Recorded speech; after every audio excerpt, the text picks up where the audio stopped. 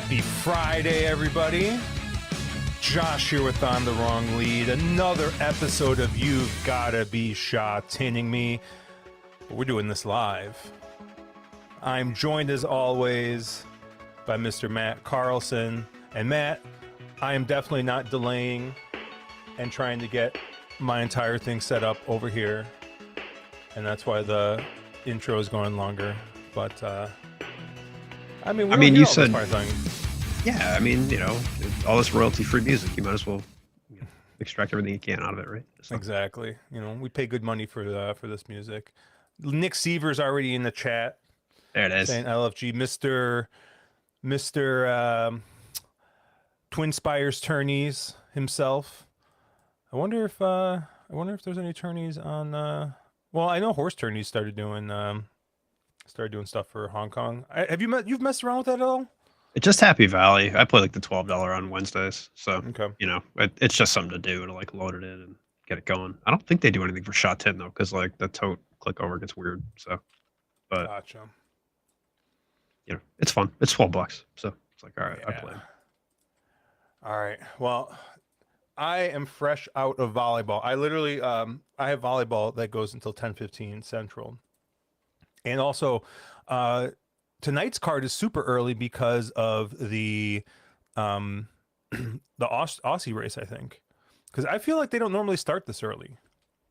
They've been going around like 11:30 our time, but I think they've gone straight through because they've had 11 races instead of 10, and everything gets screwed up because like next week is their Lunar New Year card on Thursday, so there's no Wednesday, all that fun shit. So, gotcha. Every once in a while they throw curveballs. Okay, well we got 10 minutes to post, so we are not completely super late here, but I'm just getting all my screens and stuff going here because I gotta get my ADW up, I gotta get chat up, I gotta get the race card up, and I looked at this first race a little bit, and trying to find where is PP's here. I don't know. I thought this first race was there was a couple different ways you could go. I was actually really interested to see how the board would kind of show up here. So let me pull up the PPs here. Very professional production we got going on here. Doing it live. Yeah, and race one. I thought there were a couple different ways you could go. Right now, it looks like the betting public's on the 5 and the 12. The 5 Vigor Eye seems like. This is just kind of like the lightly raced horse here. 3 starts and seemed to kind of improve in each of his starts. Has had good draws in 2 out of the 3 races, and has come up short in there, and has kind of stayed steady in the weight department. So I'm not going to be surprised if Vigor Eye wins, but that wasn't really where I'm looking to go to at a value standpoint. The 12 Shotgun is kind of the other logical coming in here off of a win in Class 5 racing. But, we've always seen that, right? Class 5 to Class 4, sometimes that's just kind of that's kind of a big jump there. But, figure, Speed Pro, I'm pretty sure had those races pretty good. Let me see if I can get Speed Pro up over here on. Yeah, Speed Pro really liked that last race. It looked. And Speed Pro shows this horse as kind of an improving type, but that's kind of seeing that in 12 starts is kind of. I don't know. It's kind of hard to kind of take that. That all of a sudden this Class 5 horse, figured it out. But I don't know. I'm going to take a shot with the high weight in this race, I think. I actually like the 1 in this race, Motor. I think you look at his 2 1,200 races to start the season, those races look good. And they stretched him out to 1,400. He went up in class, and didn't do very well in that race. They kept him at the 1400 again. Didn't really do much in that race. And now he's coming back. Uh, I mean, kind of, I guess, down in class. I don't really know. Like, I think it's just that four restricted race. I think it was just there's different weights or whatever. But I actually really like the one motor. I mean, the post kind of sucks, but I think that's kind of baked into the price, and you're getting 19 to 1 right now on this one. So I actually really like the one motor here. That's going to be my play here. I'm going to take a shot right away in race one. Interested to see how you saw this race. Yeah, I mean, I thought the 5 and the 12 both had shots in here, but I do think, like you said, they're overbet, right? Especially this 12, right? Like the class jump's just going to be a lot, I think. And you kind of always see when horses jump up from class 5 to class 4, even if that race is good, it tends not to hold up, right? I mean, especially horses that kind of got not an easy lead, but just kind of wired all the way around. Like horses are in class 5 because they can't pass. And so he's definitely not going to get that trip again this time up. So I'm probably going to avoid that one just based on price. Same with Vigor Eye, right? I mean, Vigor Eye, I think is moving forward, but I don't know. Like, why hasn't he won yet? Then, he just seems like one of those horses that's going to hit the board, and at the price, I really don't want him. I actually really love the 6 here, Winning Champion. I thought he's run 2 pretty good races back to back at Sha Tin from pretty bad draws. Like he's been closing in on slow paces. Both those races were won on the lead. He gets extra weight. He finally gets a better draw here. There's a lot to like with this horse, and I think he's like your 4th choice currently. So Yep. I'm probably going to have a pretty sizable win bet, I think, on Light Year's Glory Winning Champion at 6 to Mhm. 1. I think he's probably the value in here to me, just based on kind of all those factors. I really liked him, and I do think he gets something to run into too, because both the 5 and the 12 probably going to try and be forward here as well, and I think there's probably some other speed signed on as well in here. So especially for a class 4, it's not devoid of speed. We have Scott Thomas. He can't believe he's up and joining the stream. Let's get some winners. Look at this, being bad influences. Speaking of bad influences, um, I got the 2022 Bourbon County Stout that they did in the classic labeling here in 12-ounce bottles. So I got that to start, and then just in case, we'll see how things go. But I did bring myself a little goodie bag with a couple beers in here. I didn't. You're a professional. I'll just plan to step off camera and grab another one if I Well, yeah, I mean, need. So we'll see. I might have to, I went downstairs. So I literally got home, dude, and I mean, I haven't even taken my contacts out. I never wear my contacts outside of volleyball. So I'm just like I have real dry eyes. So like once I have contacts in for like 2 hours, like my eyes start getting dry and itchy and stuff. So I tend not to wear them. Is your stream all jacked up, or I mine keeps apparently buffering? I don't know. Hmm, interesting. Seems okay, but Tom Wood, and Mark are both on your 6. They like your 6 here. Currently 7 great, to 1. great. I'm mushed. That's awesome. Yeah, I'm just going with a win bet here on the one motor, and then I got a Quinella, and so I got the one, and I'm gonna use the Quinella with the 4 kind of logicals in here, with the 4, 5, 6, and 12. So I'm basically just kind of using it as a like a place bet kind of thing. If he wins, and we get one of these other horses in second, we'll get a nice little payout. But if he comes up a little short, I like using the Quinella as kind of like instead of playing win place, use the Quinella with a couple of logicals or horses I think that might win here. So I'll toss your 6 in here just to.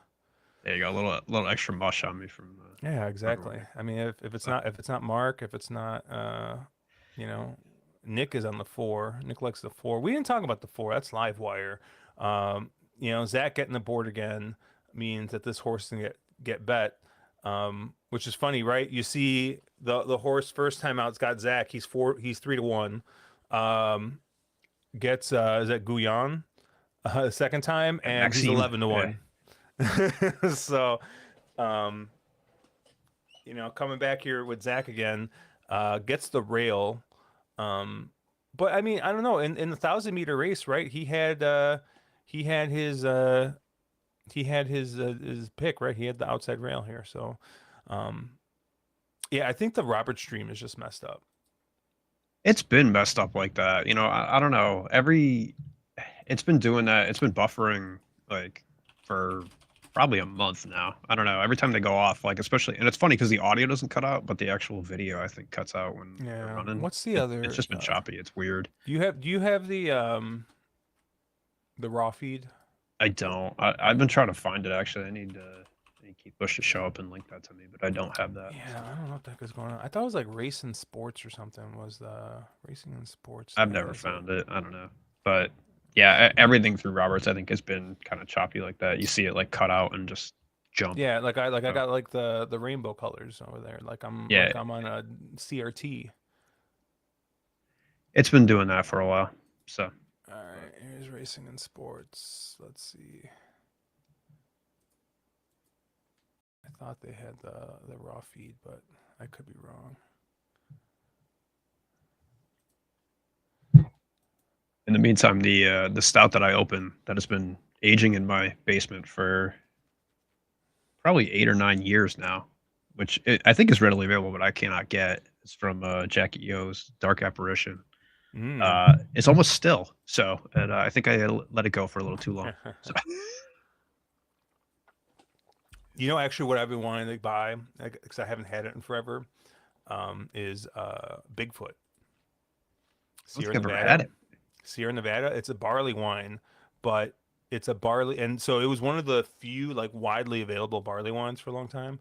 That's But right. It's one of those things that you always see and you never purchase. You're yeah, just like, okay, it's very heavily hopped, so it's kind of like a very hoppy barley wine, like and a I Scotch ale, not, almost just like that. Throw everything yeah, in. yeah. And I mean, call like it it's just hoppier than like you're gonna have it. And you're like, whoa, that's a lot of hops. But you age it for a year, and the hops fall off, and it's just nice. But it's still got a little bit of the hop flavor, so it balances out a little bit. But I cannot remember the last barley wine I drank, to be honest with you. didn't I send you It's some not or good. no?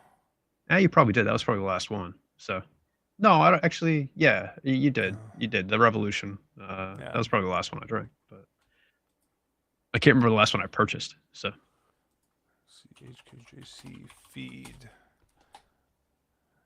Can we get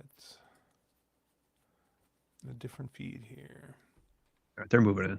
So, All right. Well, let's see if I can actually watch this race here. I mean, mine is just stuttering like crazy. It's awful. Look at this, Nick Severs, 2019 to 2026. If you need one, look at this guy. I um I have a vertical of Bourbon County. I think going back to 2016 now. if you need my sour 2015, I showed that to you the Oh other day. So yeah, I still got that. So, let me know. yeah. I think I think I have it going back to 2016. I gotta double check. I actually like one of the years I don't have is like some random like 2023 or something like that. Like it's really weird. Um, yeah, they're loading in here. We got the five here. Um, Scott's got a good question here talking about well, he's talking about Japanese racing. I know we're here at Hong Kong, but it kind of is the same. But we'll get to that here after this race. And they're off. My And, six broke like shit, but and this four went straight to the lead. it's not who I thought would be on the lead. Me either. I really like this rod. Thought this horse was going to sit back and swoop, and he broke like shit and rushed up on the rail. You get caught. Yeah, my one got shuffled all the way back. I don't know if I don't know if that's the play for him. I think he's just happy to be out there.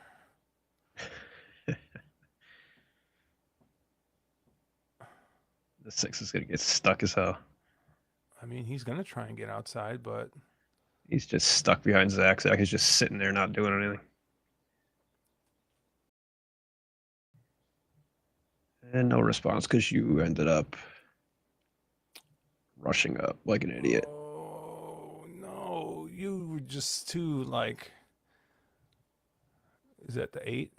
And my whole feed just froze. That was the 8. Didn't have that. No, my whole feed just froze. I don't know. That might just be me. Like, Nah, it froze at the end. oh, 8:10. 8:10, I think. We weren't anywhere close to that one. I 8 actually might incredible be moment. closer. I don't know who bobbed it. 10 might have got Ooh, it. 10 I might think have 10 got it. bobbed it. Gore there. Karis Teton. Well, it's first time 1,200 meters here at Sha Tin. Maybe cutting Yeah, back there. sure. Oh, I mean, that horse has never finished anything but dead last at Sha Tin. So yeah. I mean, that's why they run the races, right? I know. Hey, Uh, hey. the 12 actually ran decent. So that just tells you how Yeah, bad but this at five field to is. two, right? I mean, like you Yeah, expect that horse to run decent, true. right? So Um, yeah, Cobb saying nice race at least. Yeah, it was a good finish. I wish I would have been able to see it, um, yeah, but it's Scott, that's tough for me to get to. But yeah, Scott's saying he's asking about Japanese racing if it's easier to handicap than U.S. He knows that there's more info and less variables. We're curious if it's the holy grail. I'm assuming you're talking about Hong Kong, but Japanese racing can probably be taken in the same type of thing. And it's not just like I don't want to say that it's easier or anything like that, but like I think it's similar to if you were to watch American racing and really only follow one circuit and be very disciplined and only bet that circuit. Um, I was talking with Caleb, um, and we were talking a little bit. And he said that this last year he had the best Saratoga meet he's had in a long, long time. Do you want to know why he had the best Saratoga meet? 'Cause that's all he played. He was unemployed. He watched every single race, watched every single replay, and just knew every race like the back of his hand. And lo and behold, that ended up turning into better results for him, right? And I think like for us, it's like super easy. Like I mean, heck, I'm a content creator, right? I mean, we do different tracks basically almost every week, and um, so we're all over the place. And I think if you take a circuit like Sha Tin, like Japan, like Naira, just Naira races, if you just sit there and follow that one circuit and that's all you do, I just think that like you focus on that, and I think you can, you can, turn a nice profit. I mean, we used to joke all the time. We would go to we'd be at Saratoga, and we would be sitting in what's the fancy area, the 1863 room or whatever, yeah, right? We'd be in there with Caleb and Caleb's dad, and Caleb and I we're just handicapping Saratoga. We're sitting there like focusing on Saratoga, and Caleb's dad, I mean, he loves playing Indiana Grand or Horseshoe Indianapolis now. Well, he's firing at Indiana. He hits like a pick five at Indiana Grand. I'm like, we're sitting here, in the damn 1860. An old man's over here firing at Indiana Grand, and just like, and he's hitting right, but like that's like what he knows. That's what he plays. So he's still gonna play that. You know, Mark for the longest time used to only be a Saratoga guy. And I think much to his detriment, we've turned him into a bigger degenerate. And now, he's firing at Delta and all other kinds of stuff. But um, yeah, I do think that there's a lot of value in just, focusing on the one circuit. And whether or not it's easier, no. But like with Hong Kong, it's quote unquote easier because it's 2 days a week. It's the same 2 days basically all the time. Uh, Occasionally you get a Friday night or whatever. It's only two tracks, soon to be three. You know, it's just and you end up seeing the same horses. I mean, if you watch our podcast, I mean, we talk about the same horses, you know, every month. You know, every month you're seeing me bet Harmony and Blessed. Well, maybe not every month because sometimes he runs at Shots and sometimes he runs at Happy Valley. But Matt is is always sure to remind me about when he's running. I But pinged you. I pinged you on Wednesday when yeah, he blew it. But yeah, I mean, look, right? I mean, in a lot of ways, yeah, it is easier for a couple of reasons, right? One, you're only dealing with two tracks, so you don't really have to worry about shipping and making figures for 20 different tracks, right? There's not horses kind of shipping in from different circuits or anything like that. It's very insulated, so you know what you're running with.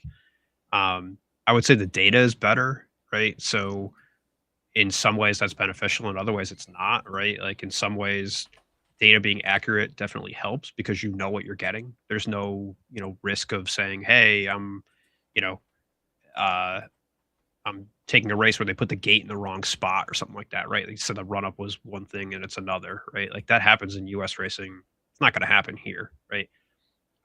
So kind of the data that is there is accurate. You can rely on that.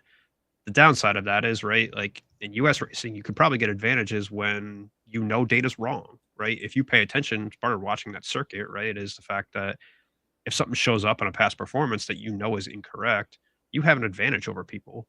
In Hong Kong, that just doesn't exist, right? They, tick and tie everything. So you're not going to have that advantage, right? Everyone's got the same accurate data you do, whether you watch it or not. Um, and then, I think the other thing in Hong Kong that you don't get is like things like trainer intent, right? There's some of that, but how often do you see, hey, how, I have to judge how Brad Cox does off of 250-day layoffs in US racing, right? Or how he does shipping from track to track, or how he does in certain conditions, or, uh, you know, moving up or down in class, things like that, right? None of that exists here because it's just handicap racing, right? Like they're racing for the sake of racing. They're racing for intent. They're all geldings, so there's no breeding concerns. There's no anything, right? It's just core racing, and in some ways that's really good. In other ways, it makes it hard because you just have to rely on bits of data. So it's a little bit of a different product, but I mean it's variation on the same thing. So I like it better because you can just kind of run it and rely on it, but it's competitive, right? I mean, you get stuff like this race right here where, a horse came in that I would never get to. But you can't say, hey, they're out of it because everything's really close. That's what the handicap system does. It makes for really competitive races. So it's a different product, but yeah, it's in some ways it's easier, in some way it's hard as heck because everything's meant to kind of have 12 horses, 14 horses piled into the same race with all the same shot. So yeah, it just depends what you like, right? I mean, look, we're gonna watch Saudi Cup tomorrow. I mean, this is the kickoff for 25 straight hours of gambling and degeneracy, mm-hmm. right? So the poor man's NHC, if you will. Yeah. Uh, shout out, shout I out that know idea. I'm making it happen. we still got to do it. Like I got to figure out a way. Can we Yeah, get like a Twin Spires tourney, like just like a live money, like just open it up, right? I don't know. You know what? I kind of feel like we should do a closed one first, and That's fair. Yeah. maybe talk with our friend Fox and see if we can set up his Can you imagine programming that though? I It's don't just know. Like that's murder what like us. Like, I don't know how hard that would be for him. You know, I know he does. I don't know all the voodoo he's got back there for what he's built before, but I think it would be funny. You know, we do a small man, and we try and get oh my God, David, look at artist David Baristas, and he's staying for all 10 races tonight. You know, I was texting him the other day, and he was telling me there's not a lot to do in Decatur, Illinois. That's case in point. Not a lot to do in Decatur. He's gonna be, he's tired of smelling the soybeans, and you know, I went to school in Decatur for one semester, and that was the one thing I could never get used to was the smell. It just smelled like the soybeans, man. That's all you smell. It's wild, man. Uh, yeah. The oh, the HK Ultra. Keith saying that Claude Code could stand up a tourney page in Look, 20 minutes. the tourney page is easy. Getting things to scrape all the different, niche bets and the, one harness race and the, all that that we would need to do. Yeah. That would get a little more difficult, but I'm sure it could. So I mean, there's already a tournament page stood up. Like that part's been taken care of, but I know it's been set up for like a win place tournament, not a live money pick 5 tournament. So Yeah, I'm trying. So, and like we picked a great, like I said, we picked a great day to do this because, of course, there is a random Aussie race. yeah, I'm surprised they're taking a break for this. I know, like this isn't even like that big of a race, you know. Yeah, it's not really. So, But although if you are, for anyone who listens, there is an HK podcast called the Triple Trio that's out there, which I think a lot of the guys who are on that are actually the like commentators for the Racing Victoria show like beforehand, right? They're the folks that are doing the analysis, kind of before and after. So yeah, I don't know. Maybe they have influence there. Those circuits are connected. Like the Asia Pacific racing is a little more connected than I kind of realized getting into this. So I don't know. But they usually don't take a break for some of this stuff. It's an odd race to be taking a break for. They'll take a break for like Japan Cup and whatnot, but short of that, I know. but I'm not a huge Aussie racing fan because the pools are in the dozens of dollars here. So, well, this is Whirlpool. This race is Whirlpool though. based on what I'm looking at, this race is not Whirlpool right now. But I mean, it's supposed to be Whirlpool. I agree with you, but I'm seeing a current win pool of $700. Oh no. I'm guaranteeing that whatever I'm on is Oh no, that is definitely not Whirlpool. not connected right now. Because I see on the HK side there's 1.6 million in the win pool. I got a grand total of 700 coming in. So all right, let's let me see what else. There's another I'm, platform. Now I'm checking in my ADWs. I got money scattered all over the place. I feel like a wartime like grandfather. I got money scattered in like the electrical outlets and the under the bed. Well, I feel more I'm on a little bit of everything. I feel more like a kid just like checking all the couch cushions because I just got 2 cents here, 7 cents here. Yeah, I didn't say it was a lot of money. Yeah. I don't know. Nothing else is connected to Whirlpool here. I don't think. No, it's not. Oh, what the heck, man? Yeah. So not only do we have to wait, we don't even get the Whirlpool here. This is ridiculous. Well, we can arbitrage it. What's the listen to all these advantage play podcasts. So the funny thing is, like, I was watching some of these, right? And like the problem is the pools are like at $1,000, and by the time the race finishes, they end up at $4,000 because all the computers just blast the shit out of them to do exactly that. They just arb the odds down to what live odds are. So when was the last time? When was the last time you bought cornstarch? Me? Mm-hmm. 3 weeks ago actually, because I was brand out. was it? That's a good question. What's the yellow box? Was it Argo cornstarch? Yeah, probably. Yeah. Yeah, yellow box, blue label, green corn, whatever. Yeah. Let me see if I can pull it up. Argo cornstarch.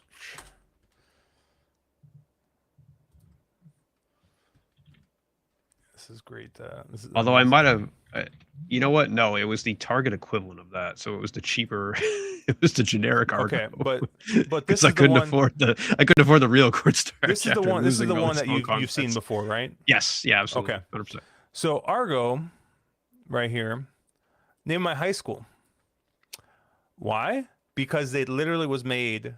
Argo cornstarch was made next door. At corn. Well, it was called Corn Products. Now I think it's Ingredion.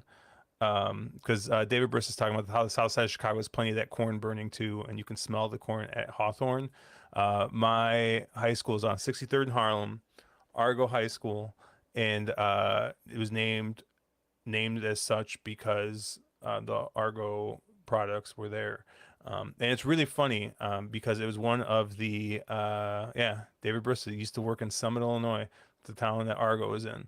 I grew up in Justice, one town, two towns over, famous for Resurrection Mary, if anyone knows that story. But yeah, Argo was always funny because the area that high school was in was so industrial, and they got so much like tax money from the industry. We actually have like the second or third highest paying school district in the state, and it's also a very diverse area, very diverse in both ethnic as well as socioeconomic, right? Like, I'm not saying that there's a ton of like really rich areas, but you definitely had some like poor areas, a lot of like some Section 8 and that kind of stuff there, and a lot of ESL, right? So there's like a huge like people are always like upset because they're like, why is this low performing district basically like pay so well? And it's because the district would probably be even more low performing if it didn't have as much money as it did, and B, um, because Argo cornstarch. That's the reason why it's such a high paying district. But fun little fact about my life there. I no longer live there, but yeah. We Keith Bush has said it best. We have the broadest range of Yeah, any horse racing we're talking podcast. about cornstarch. We're talking about cornstarch here. I mean, I'm still looking for PPs for this damn Australia race. Oh, So, I got you. I got you. oh, you got me. All right, send this to me, please. I'm like, my friend, or our friend, the Wolf of Oak Lawn.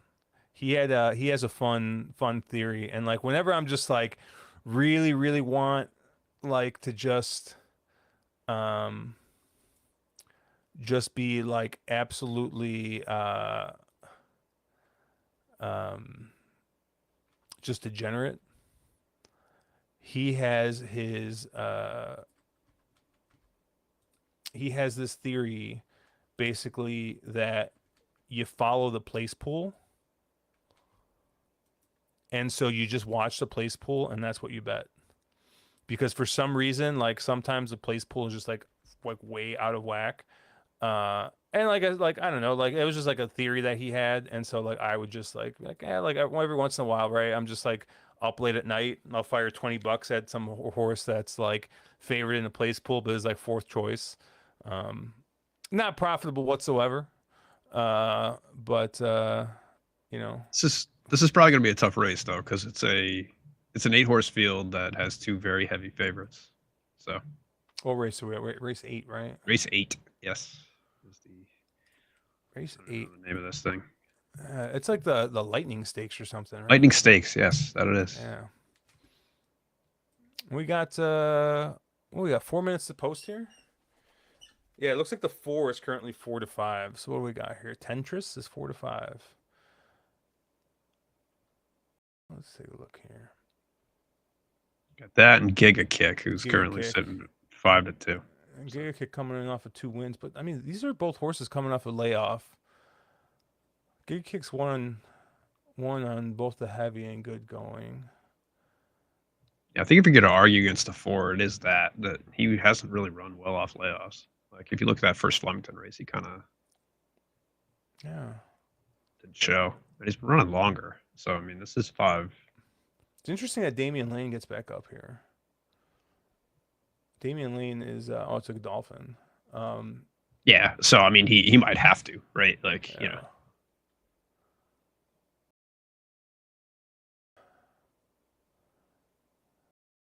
You have the worst Mellum jockey over there. So. Huh.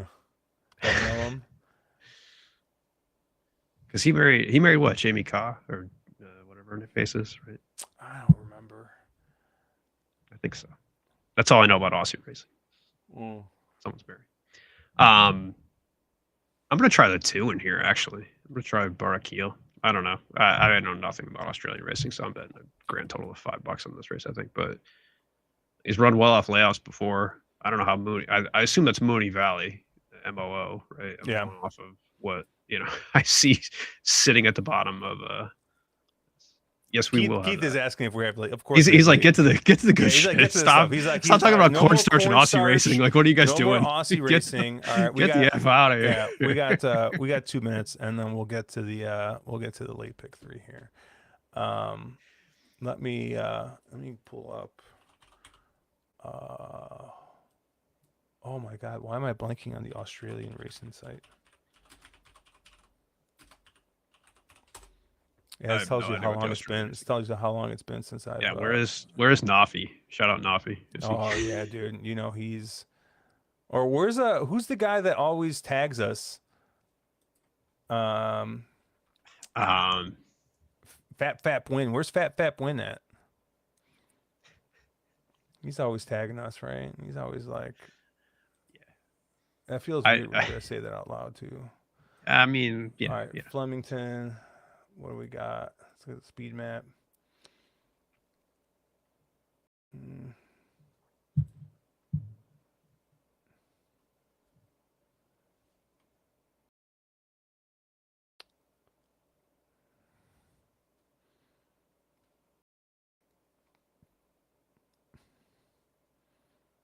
Oh, they're loading in here. Um, I'm gonna take a flyer here on the 3. Small little win bet here on the 3. And I'm just going based off the fact that the prices come down a little bit overseas. It's a 8-time winner here. Coming in here kind of off form, but let's see. First up, the 6 probably actually looks like a pretty good bet too, but they're already loading in, so we're not gonna. I know nothing about this. So Well, the 6 just looks like a horse that likes to fire fresh. It's 3 wins. 2 of those wins first up.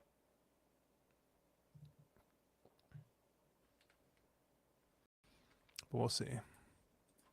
See what we F4 got. got smashed. Yeah. Oh, over 40 volleyball updates. I got some over 40 volleyball updates.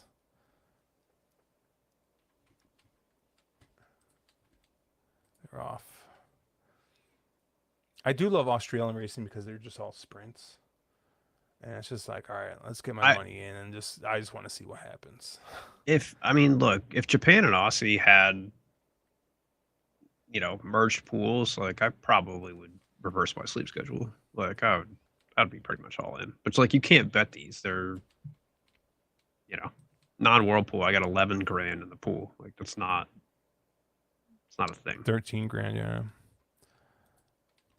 That's probably gonna go up. Yeah, it went up another 3 grand halfway through the race.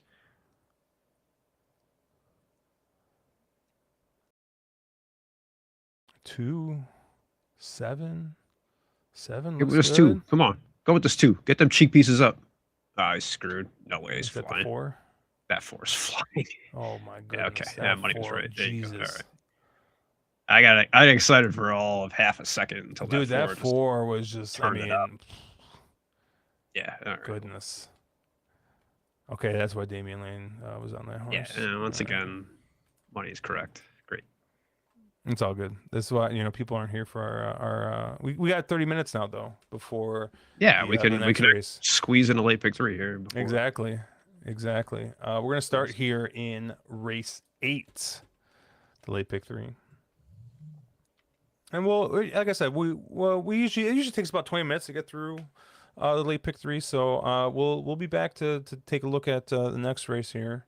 But yeah, this honestly, like we were like all set to go, and then I told Matt, I'm like, we have an hour between races, and so I was like, you know what, it's time to bring out the cornstarch story, and he went along with it. But race 8, the TVB Scoob handicap here, be going class 4 racing here, 1400 meters. Matt, I'm gonna let you go first on all these races, but where did you land here? Yeah, so I landed on the 2. Nick's Gluck is my top choice in here. I just think, like, honestly, I thought he'd be favored. I'm surprised he's not. Um, he just continues to kind of keep running better each out, and I think his best race wins this pretty handily, honestly. Hmm. Um, he's drawn well finally, right? I mean, he's been drawn well, but he's still drawn well. Um, I just think he looks like he keeps progressing. He's never run a bad race. He's going to get set up. He's got Hugh Bowman. All signs kind of point to this horse for me. I think he's just, kind of the class of this field, and I'm surprised that he's. Let me check what he is current price. I mean, he's sitting at 5 to 1, 6.2 right now. That's crazy to me. Like, I mean, I just think this horse is kind of one of those that looks primed to kind of take this out. So uh, most of my money will be through the two. The only other horse that I want to use in here, I think, is the one Super Love. Hmm. And I think it's hard to know what this horse can actually do, considering if you look at the draws, right? Like, look at his draws back to even like at the start of last or end of last season, right? Like, and I've probably picked this horse before because of this, right? But I mean, it's like 13, 12, 11, 4, 14, 13, and he won the one race that he was drawn inside of the 13 post, right? Or Right. the 11 post or whatever, right? Like one time he got a draw, he actually ran well. Um, but who knows, right? I don't know what this horse wants to do. It's one of those things where he's kind of run well from those draws. So I think my data gets a little bit screwed up because he ends up, kind of slotting in from those wide draws and can make it work. Um, but I mean, look, it's hard to argue because he finally gets a rail draw. So we'll see. But he's sitting at 12 to 1 right now. So I don't know, right? I mean, he finally gets a draw. It's hard to say like 12 to 1 is going to be a bad price, even if this horse can, run anything, right? So those are kind of the two places I wanted to go. The only other horse that kind of stood out on my figures was the 10 Amazing Duck. But I mean, this horse is 1 for 21 lifetime. He's sitting at 4 to 1 right now. And the problem I have is the fact that he's got Richard Kingscote up, and Richard Kingscote is a glorious 0 for 62 at 1400, Hmm. right? Like, I don't know that you can bet that at 4 to 1 for a horse that has one win out of 21 lifetime starts. So, I mean, it wouldn't be surprising me, I guess, if this horse wins, right? Like, if you're looking to fill out, or if you have another opinion, um, you can use him, but just to me, like, the price isn't there. So I'm just going to be 1-2, I think, in this race, and probably win bet. I mean, you could maybe argue even win bet both of them. I think they're pretty good value, but I'll probably have most of my money through the two and Nick's luck. Yeah, it's interesting, right? Because like Speed Pro really likes the tens, 1600 race. Was it like three back? Yep. And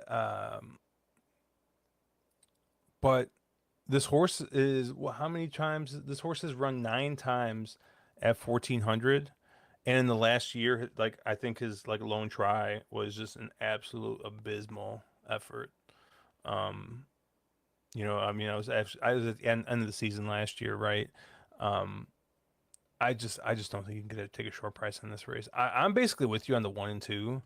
The one was my top pick in here. The old Matt, right? Look at last time he got a good draw, he won. He's getting a good draw again. I'm not really worried about the high weight here. Um, and you know, uh, Abdullah's not having as good of a year as he did last year, and a part of that was Zach was hurt for a couple months there, and he seemed to kind of, I think, um, he was like the big beneficiary. I think like I thought it was going to be Hugh Bowman, but Hugh Bowman just kind of stayed the course and stayed at his like 10-12% win rate, whatever he was sitting at. And Avdullah like ended up just skyrocketing. And he kind of came back. He's kind of come back down to earth here, right? He's at about 5% this year. But Hugh Bowman gets off to get on the two. Um, but I think the rail draw is going to really help here. So I just got the one and the two here. Like, I want to get around this four solid car. I'm guessing that's going to be your favorite in here. I think people are going to see Zach and they're going to just like want to back the truck up. But this is a horse that just like hates to win, and I think is not really had an excuse the last two times out. Was bet pretty well. And I mean, heck, even going five back, I mean, this is a horse that's been, sitting in those 4 to 5 to 1 prices and just not running really well or not winning. So, um, I mean, Zach gets a board. I think that's going to make him overbet. And if Solid Card wins, like yeah, like if any other jock was aboard, you probably should have gotten 8 to 1, and instead you're going to get 5 to 2. Because Zach's aboard. So I'm going to try and get around. But I basically see this race same as you at 1 and 2. Um, I mean, maybe the 14. 14, but like I don't know, he ran really well last time out, but that was also down in class 5. And, God only knows what the heck he was racing against in that race. So he's back up here in class 4. He's only got one win and 16 starts at class 4. Um, Yeah, I mean that 14 actually does have races that probably fit, like even in class 4. You got to go mhm. back to last July, but like, I mean, he's going to be forward. Got a decent draw. I don't know. I mean, you could argue. I wouldn't totally shy away from that 14. I don't Yeah. mind that. All right, let's move on to race 9, the TVB Midlife Sing and Shine Handicap. We're going to be going 1,000 meters here, class 3 racing. And City Gold Banner is probably. I mean, I haven't looked at the odds, but You my sure? guess is this horse is just absolutely destroyed. Yep. Um, what do we got here right now? 5 to 2? No, He is currently like 7 to 5, 2.5. So what is that? 3-2? 3 to 2. No, that's yeah, somewhere Yeah, around there. something like that. I don't know, man. Got to It's convert one these and a things one. to I know, math. right? A 1.5. That's -1. 3 to 2. Yeah, Yeah. 3-2. Um, but yeah. I mean, this horse is absolutely smashed, and like, I don't know. I think there's really only one other horse. Well, there's two other horses actually that that have numbers that kind of fit there. Um, I think maybe you could take a shot with a horse like the 6 Metro Power. What's Metro Power at right now? He's at 15 to 1, 14 to 1. I mean, this is a horse that is getting, he's been running Happy Valley, but I think he's got a couple of races here at Sha Tin that match up well, um, specifically on the B course. Um, the last time he was here at Sha Tin, he didn't run very well, 5 back. Um, Zach was aboard though, and he was kind of inside drawn. Now you're outside drawn here. What's Jimmy Orman at 1,000 meters? You gonna tell me he's One like, for oh, 22. So no, okay, that's almost as good as 1 for 20 or 0 for 22. But um, yeah, I mean, if I was gonna try and get around this too, I'd probably take a shot with like the 6. I don't really know if there's anybody else in here. I mean, the 1 maybe, but I don't know. I have a hard time looking past the 2 outside of maybe like taking a shot, like I said, with the 6. Where did you kind of land here? well, you're killing me because my top pick in here was the 6 Metro Power. So two things, right? One, like the 2's crushed, and I just don't think the race was that fast, right? Like it. Yeah, he won. Yeah, I guess it was impressive, but I don't know. It didn't come back that strong. Um, Granted, I mean, he kind of ran against any sort of bias you'd expect on the 1,000 meters. I will say the other thing in this race that I think I'm trying to lean into a little bit is the fact that there's no temporary rail on the outside. So at 1,000 meters, sometimes they'll put up a temp rail. You'll see like the 4 foot gap between the outside rail and kind of whatever temporary PVC they put up there. They took that down, so theoretically the best ground is going to be right on that outside because like horses haven't run on that just yet. So I do give a little extra credence to horses that are running at those outside draws because I do think anyone who get over to that stand side is just going to have a lot of a benefit with that. So that's kind of why I like the 6, just because I think he's fast up front, and the only horse he has to beat is the 5, who's a first timer out in here. And I do think you can make an argument to even use the 5 in Central Bank too, which I probably will. I mean, if I'm trying to get around the 2 and I'm saying, okay, I'm tossing the chalk, I'm going to go pretty wide in here. I think I'm 4 wide, which isn't atypical, I guess, for 1,000-meter races. But I'll use the 6. I think is my quote unquote top pick, but who knows? I just again, that's me thinking he can get to an outside rail and ride that the whole way. Same with the 5 Central Bank. Same with the 4 a little bit, Slight Hermoso.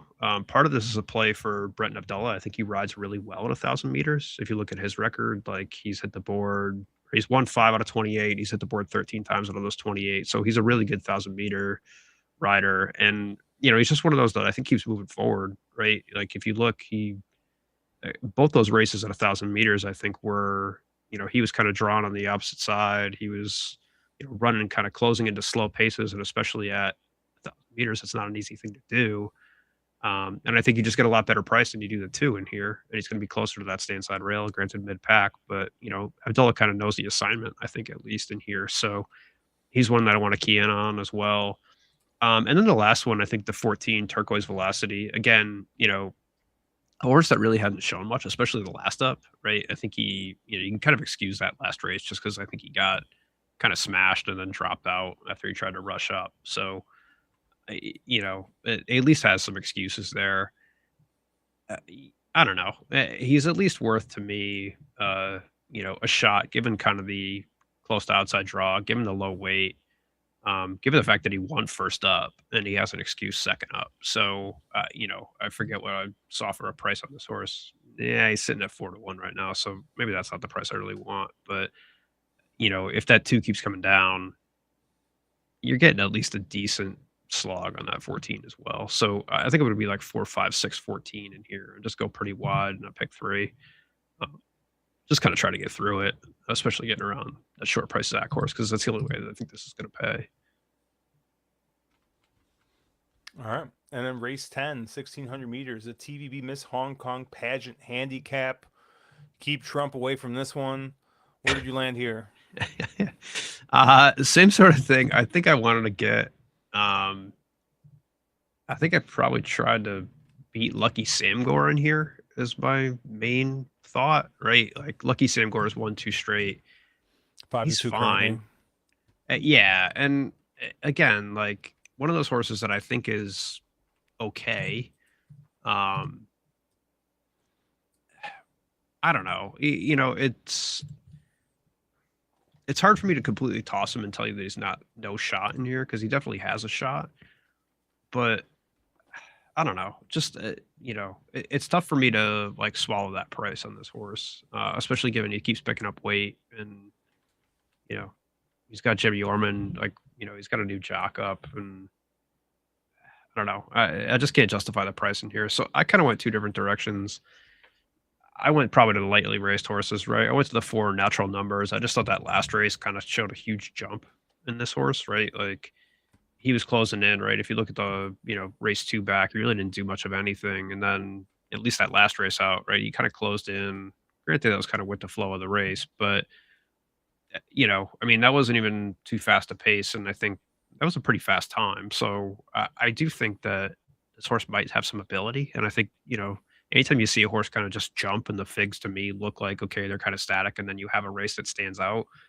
I'm always kind of willing to give him the benefit of the doubt in that just because I don't think the price is going to reflect what, they can actually maybe do. And if it ends up being a bum race, so be it. But, I think that's a race that could indicate this horse kind of jumped forward last out and found it. And then the other horse I wanted to use, I think, was the 11 Without Compare. Same sort of thing. I mean, this horse has been pretty consistent. I especially like that first race, right? Like he was in a wide draw, ran into a really slow pace, and closed pretty well into a race that should have been pretty forward. So, I think this horse again is figuring it out. One of those that looks like he's moving forward, and I don't know what the ceiling is just yet on this horse. But you're getting 7-1, 8-1 right now on it, and I think that's kind of worth it at least to take a shot for something. This horse really hasn't done. Looks like he'll appreciate the extra distance. Look like he's been closing in, doing pretty well. So 4 and 11, I think will be my A's in here. I did kind of want to use the 2 of all things at the price right now. Like the 2 is sitting currently at like 75 to 1. um, I don't know. I mean, he's lightly raced. He has never shown anything, but maybe, right? I mean, how often do you see horses start in class 2? I mean, this is just one of those that I think you have no idea what this horse can do because he's kind of just, gotten bum luck starting these really tough races and getting caught wide and, not being able to show much. So, do I expect this horse to win, 1 out of 50 times? No. But he only needs to win 1 out of 75 times to really pay, and you're getting paid double in here. So I don't know. Just maybe on the class drop, it's worth at least a very small shot to me to throw in like a 20-cent ticket or something like that, including this too. But I think 411 will be where I probably put most of my money just to try and get around Lucky Sam Gore. Yeah, I'm not on either of those horses. I do think that the 3 is going to be pretty tough in here, but I do think that he's kind of up against it a little bit pace wise. Because, I mean, this is a dead closer, right? And it doesn't really seem like there's a ton of speed in here. Um, the 13 is who they kind of, I believe, have on the lead on the speed map, a time for us. Um, I mean, maybe, but I think the horse that I'm going to take a shot with is actually the 9 legend winner. Um, Granted, last time out, right, didn't really run very well from the one spot here. Boy, he also had Lyle Hewitson. He gets Luke Ferraris again. Um, so I do like him second time, going back to Luke Ferraris, who's ridden this horse actually pretty decently. The first 2 times he ran, right, just he was 2 lengths off of it. Um, Gets a good draw, fourth up here. Um, I thought that I don't know. I thought that maybe you got a shot here for him to kind of be maybe sneaky here on the rail without there being much speed. Um, and maybe he can just kind of get there because if you kind of look at the if you kind of look at the last or his first race out or his last race, I mean that was kind of a fast pace there. I think it was there's a 22 and a half second fraction in there. So maybe if he's able to get out and get a little bit more forward like he did 2 back, he's got a shot here. So I'm gonna take a shot with the 9 legend winner in here. I mean, maybe I'd take a flyer on the 13. The 13 just does not look like he's been fast enough. Um, and I kind of, I know the speed map shows him getting the lead, but I kind of got questions um, coming all the way from the 13 post. We've talked about this before. They don't make it easy for these horses to get across. So yeah, I like the 9 in here. I might use the 3, um, just because I'm a gutless wonder, and Chalky here. maybe I just want to see the ball go through the hoop. But yeah, if you guys got any questions, you want to talk about the late pick 3, feel free to ask. That's what we normally cover, but you know, oh, here we go. Uncle Sully. Nothing like coming home from the bar and Sha Tinning. What a guy. We bring the bar to the Sha Tin, but I need a refill actually, but that's okay. yeah. Well, let's I'm gonna go back to race 2 here since we're finally back on schedule. Yeah, HK Ultra Mile say 9 projected to make the lead. Yeah, I didn't like the speed map saying the 13. I just kind of thought that was I thought the 9 has got a shot is probably going to make the lead, and I think that he might be able to get away with it there. Gets the jock upgrade, getting Ferraris back off of Lyle Hewitson. I thought he was very very interesting in that spot. But we're going here to race 2, 1,400 meters. Class 4 racing. What do you like here? So this is a weird race, right? Like, I mean, there's a lot of class droppers. I think what you got the 1 through 3 are, yeah, I think the 1 through 3 are all dropping down from class 3. Um, I kind of want to like the one. I just don't. I don't know. The horse that's run respectably enough, I think, in Class 3, it could show something here. Is I think the 3 Stellar Swift, and yeah, I think the public probably thinks that too because I think he's sitting at like 6-1. But I I just think right, like he's getting there at the right time. He's been caught way wide in like the two races he's run at Sha Tin this year, right? I mean, he just started back up in December, so we had a pretty lengthy layoff. He was still making up ground being caught like 3 wide into 5 wide into the turn. So he hasn't gotten a good run yet, given those wide draws, and he finally gets a decent draw here. So, I mean, look, if he's running respectably in Class 3, why shouldn't he win out in Class 4? I think that's where I kind of went, and I think he's the best one of the like multitude of droppers that are in this race. So, uh, from a win bet perspective, I think that's where I'll go in the 3 and Stellar Swift. I think the other horse that I like and kind of, similar to what I mentioned going through the pick 3 is the 7 Raging Rapids. A little bit different in here though, because Raging Rapids, if you look at it, right, like again, just one of those horses that keeps losing the draw lottery, quote unquote, right? Like he's run what 12, 13, 12, 13. Then he had the rail, then 12 before that, right? It's odd though, because he's run pretty well from those wide draws. And the one race where he got the rail, he kind of stunk. So Hmm. I have no idea if this horse actually wants to be inside or if he's just one that likes being outside. But you get Karastit and you get John Size, you get what from a price perspective, like 6-1 right now. It's kind of hard to pass up. So, uh, I'll probably use him in a Quinella, and I think I'll double out of the 3-7 in this race. It was a confusing race though. I think there's a couple other horses that you could argue in here. Davis 12, I think on the drop from last race. I don't know. It's just one of those that I'm trying to gauge how much energy that horse expended to get it across from the 14 post. And granted, he's coming from the 13 post still now, so who knows? He's probably going to try and do the same thing. I don't know. I've bet this horse before, and he just never seems to hold on. But he's certainly capable. And then maybe the 9 even in IXL. I mean, again, I think my guilty pleasure again is just betting these horses that you don't know, right? You see them lightly raced, you see them to run at this distance before, you see them kind of picking up. Maybe, right?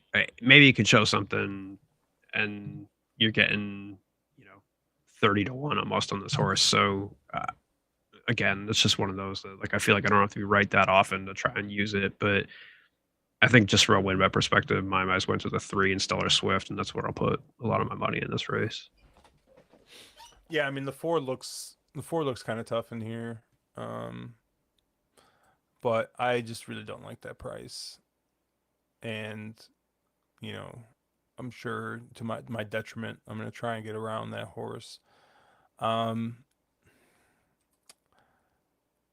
I mean the 3 at 5-1 looks all right, which I know you kind of talked about. The last two, maybe you kind of put a line through because of the draw. Um, but I don't know. This is a horse that's only got one win at the distance and at this track. So um, I thought maybe even the two. The two is a horse that's got 3 wins here at this class. He's got 2 wins at this track and at this distance. So maybe he's the horse that's finally dropping in, with uh, better company or horses that he's a little bit more competitive with. But I don't know. You got to go kind of far back to find anything. Actually, no. You only got to go 3 back. The race 3 back actually looks pretty good, huh? And that was from the 13 post. You finished 6, but it was only off by a length and 3/4. I think I'm gonna talk myself into this too. We're getting 12-1 right now. Why not? Right?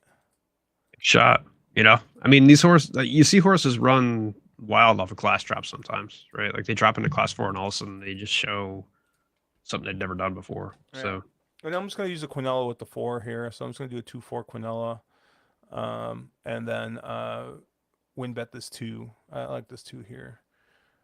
Um, I mean, Cobb, I don't know if he's memeing, but he says 6-9 Omnibox. So he's likes your IXL shout out there in the 6 light years glory. Did you talk about the 6 at all? Oh, another horse that's never kind of run at this distance though. So interesting. You got 1 minute to post.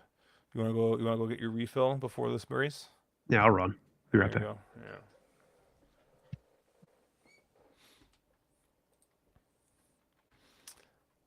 Man, Robert's got to get their stuff together, man. This choppy stream is killing me. Nick Childs likes the 4, of course. Tom Wood likes the 7. The 7 Raging Rapids, he makes a bunch of sense in here.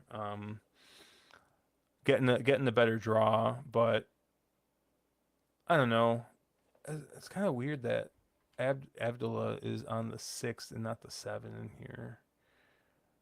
I don't know if that's his call or John Size's call, but actually I need to have Matt run John Size's numbers over the last month.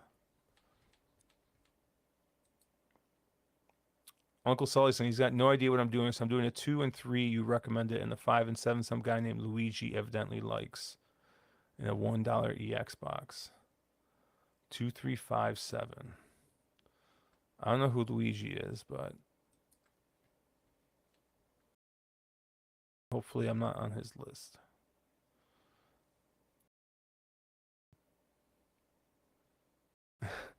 What do you have John Size's numbers for the last month? I have him for the last 2 months. Last 2 months? Well, I have him for the last 2 months here, Yeah. handy. I'm Yeah, sure I could run everything. is he heating up? He is 13%. So he's 9 for 69. The win bets for Sha Tin turf, and then 15 places off of that. So what's that? 25 out of 24 out of 69. So you know, hit the board He's 1 out of he's getting 3. more John Size-esque. It's John Size time, huh? Trainer title's really bunched up. So as it always is, right? It'll come down to the last day. The jockey title is nothing. So All right, they're two off. jumped so strong. He just flew baby. it. Let's go. Holy shit. Lyle Hewitson heard me talking shit about him, saying Luke Ferraris is an upgrade. And he's like, I'm going to go full Brittany Wong on this just to show you. Straight up fly the gate. Man, I hope Brittany Sorry, Wong's Divas leg 12 is fucked okay. up before him.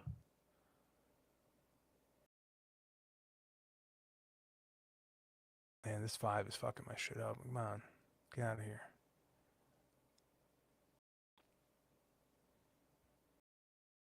Look, he's just out there having fun, man. He's just freezing my feed. He's either cooked or loaded. I'm going with cooked. Anybody's race, my 3 is F, though. It's just in the middle of nowhere. Yeah, he's cooked.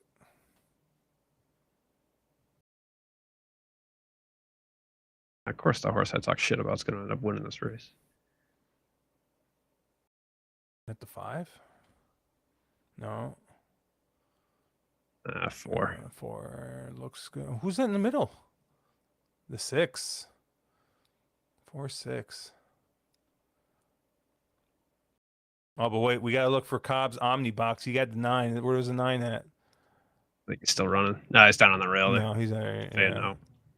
They froze right as I said that to be like, here he is. I don't know what's with this 4th from feet. last. Terrible. I don't know, man. It's killing me. And you know what? It's not Hong Kong. It's fucking Robert Stream because they're just evil. They probably know that we're hosting a live stream and watching, and that's just too much for them. It's been doing this. They're just like, no, you can't even talk about horses and watch our stream without showing it, and we're going to send you a cease and desist. That's a good sign. I'm off to an incredibly cold start here. So it's all right. We always say that at least one on these live streams. we'll be up for a while. You know, you can't leave until you hit one. So I just poured a beer, so yeah, exactly right. I mean, I brought a lunch bag with beers, so and I'm still on my first one. My wife already went to bed. No, she didn't. I'll tell you what, man. Working these East Coast hours had been have been it's just like different, man. Like, cause I'm just like so used to not starting till 9, and now I'm starting at 9 Eastern, right? So like I'm not like it's not like super. It's an hour difference, but like I my body has been just so used to so used to that other just the other Yeah, time that the it's just normal like schedule, right? yeah. That's also the Robert stream though. Is that one not chopping up? I don't think so. Man, I Looks swear okay. Keith used to have some secret like straight from Hong Kong feed. Is that gone now? Let me check and see. I've never found it. This one looks better so far, though. But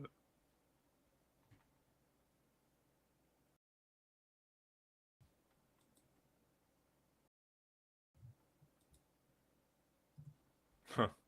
That's so we'll see. funny. Nick Seaver sent me the same exact link you just sent me. Yeah, that's where I got it from. So Oh, you got it from Nick too? That's funny.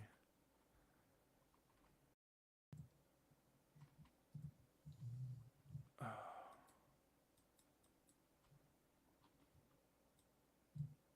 what the heck? Where did the feed go? I literally the feed just disappeared. Okay, whatever. We'll just have that up here. post above. All right.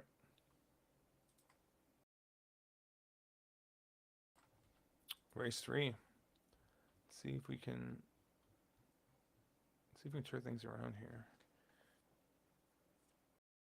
I don't know. Like I haven't, I haven't looked at these races much today. I took a quick peek before volleyball, and then like I realized like I was literally gonna get home right when the stream started, so I didn't get to really jump into it.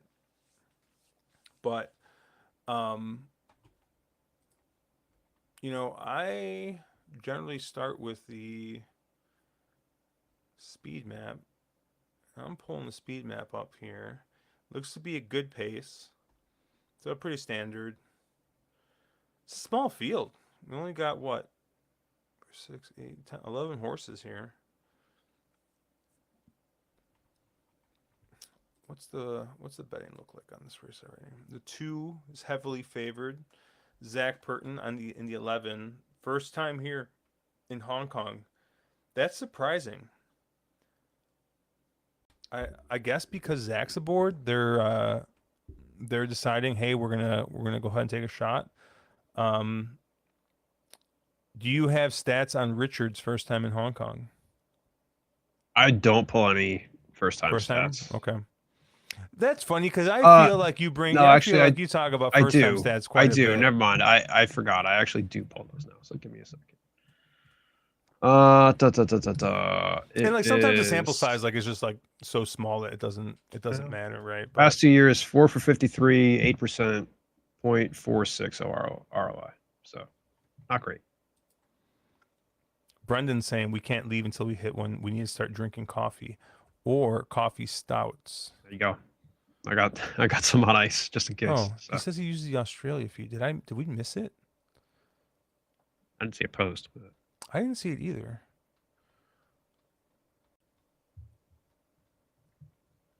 Hold on, let me pull up.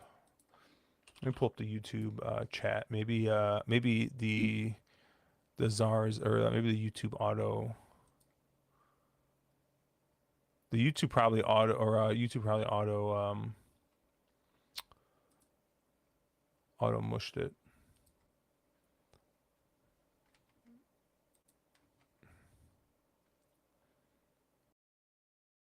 Mm, no, I don't who see it. knows? Yeah, It, I it don't could see be it. That's weird. DRF's nonsense causing the Hey, well, Well, no, we can say that now. We couldn't have said that last year, but now we can say it. no. DRF is great. We don't Oh talk about yes, DRF. yeah. Yeah, Sorry. It's not actually DRF either. It's I forget who does the overlays, but we can't blame not DRF. Champagne now. That's what I was trying to say. Yeah. Is that Actually, that's what happened. Is they stopped posting Champagne's picks, and all of a sudden the feed went to shit. it went laggy, right? Yeah. So that's it. They should hire him back, is what I'm hearing. Mm. So Anyways, race 3 here. Yeah, a lot of money pouring in on the 2. I mean, I don't know, man. Like, I have for a an hard time ROI getting short of price on that. 48 cents on $2, like I don't know. Yeah, and like, I mean, you're getting the 11 post out there too. I mean, like, yeah, it's great that Zach is like Zach is aboard and everything, but I don't know.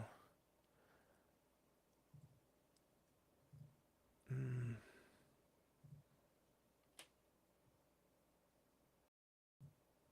I kind of like this 5 a little bit.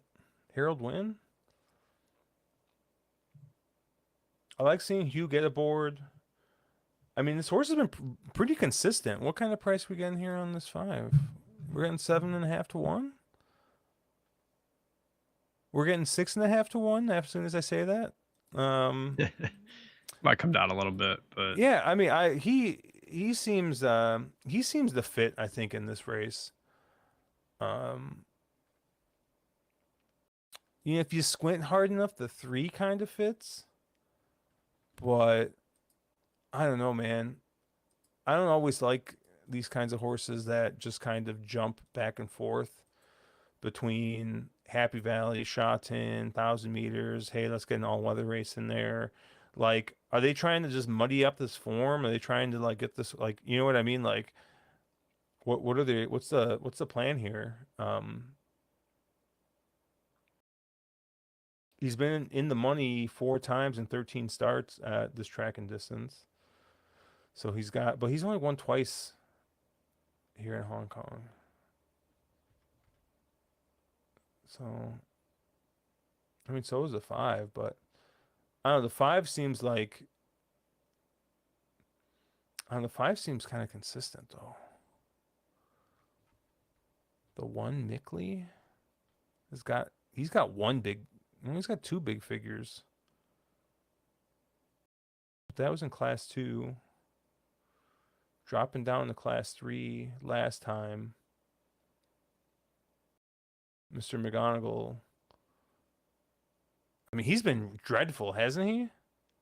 not that bad. No? You're thinking of like one. I thought he was like 1 for or something. you're thinking of Probert.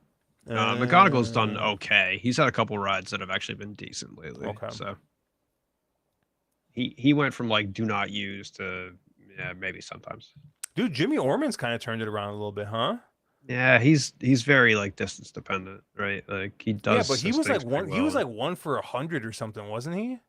I mean, you see this, right? Like guys spend some time there. Like they start riding a lot of track work. They get into better mounts, right? Like they know. You just gotta make inroads, right? So. He was actually better than. He did okay, right? Like he was never great. He's still not great, but I don't think he was ever like over.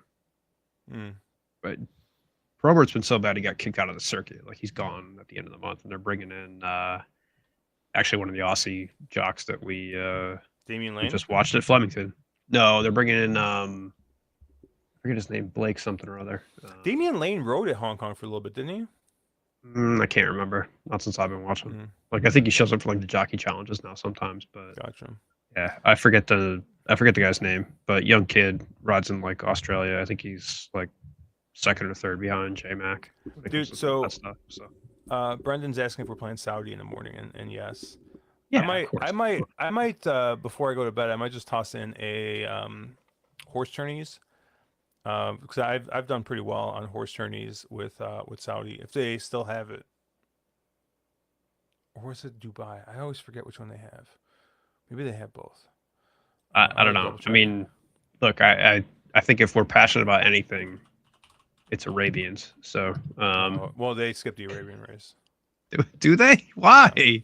Come on! Like this is part and parcel to our NHC, tourney. Come on, you gotta bet mixed breeds, right? Like you gotta bet quarters, you gotta bet Arabians, you gotta bet. artists. You got to bet dogs, maybe. I don't know, like whatever. Throw them in, right? Oh, Like, that's Woodbine Standard. yeah, I mean, What's M? No, it's every country. Meadowlands. What the hell? No, they don't have it. Maybe it is Dubai. Dubai is what they have. They don't have Saudi. Because SA is Santa Anita, not Saudi Arabia. You Um, got RSA or KSA, right? yeah. Okay, never mind. Um, Mark was pretty excited. Oh yeah, hit show. Oh man, I'm still riding that high of having hit show in that the um the Dubai World Cup. I'm surprised he's not here. They didn't ship him over um at Saudi. I thought that was interesting. Anyways, before we get too far off, I think I like the 5 the best in this race. I like a little bit of the 1. I like a little bit of the 3. I'm gonna try and get around this 2. Um, where do you land here? So I like this race because I have a lot of horses on the no fly list in this race. So Mickley is a never bet. Mm-hmm. Wonder Star is a never bet. So those are 2 horses that I can't play.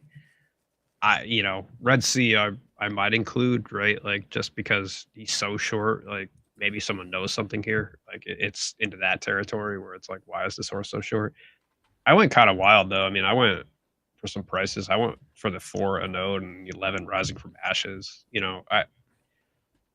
The 11. I'll start with the 11, I guess. Right, like when in doubt, right, just go for the low weight, no best draw. And I like him getting back to Sha Tin. I like him getting back to 1200 after they tried him on dirt. Happy Valley. You know, he.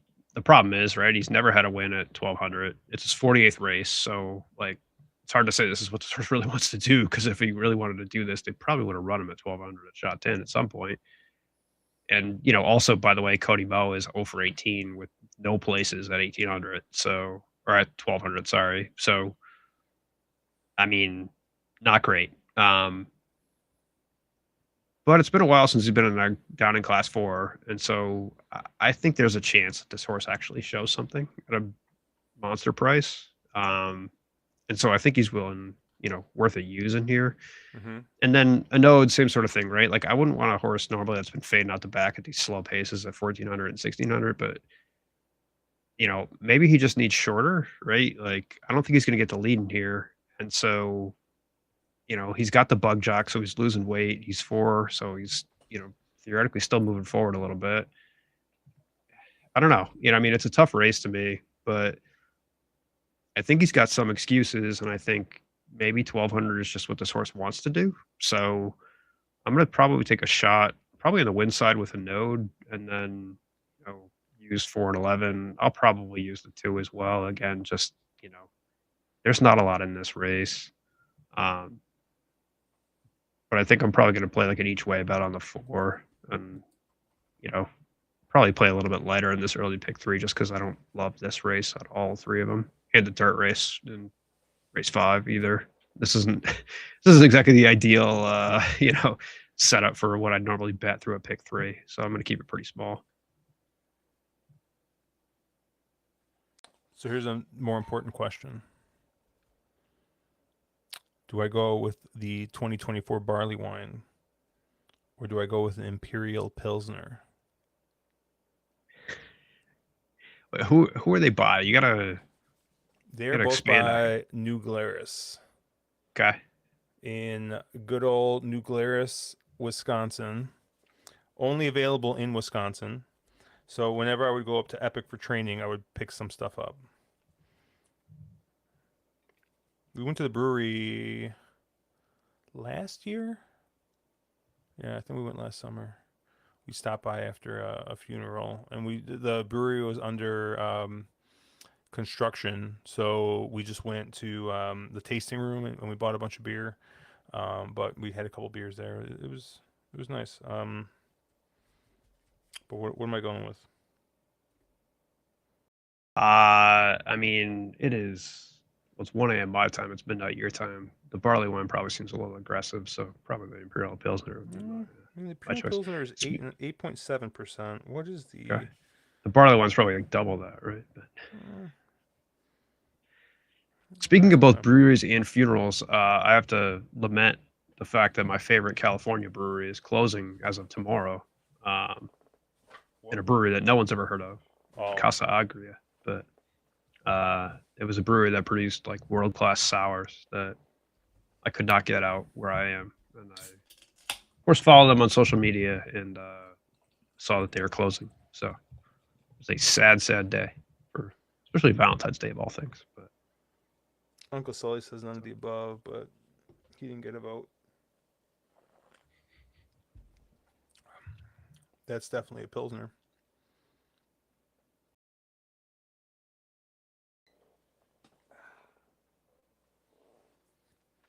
Yeah, I'm trying to think of any breweries I'm actually sad that are gone.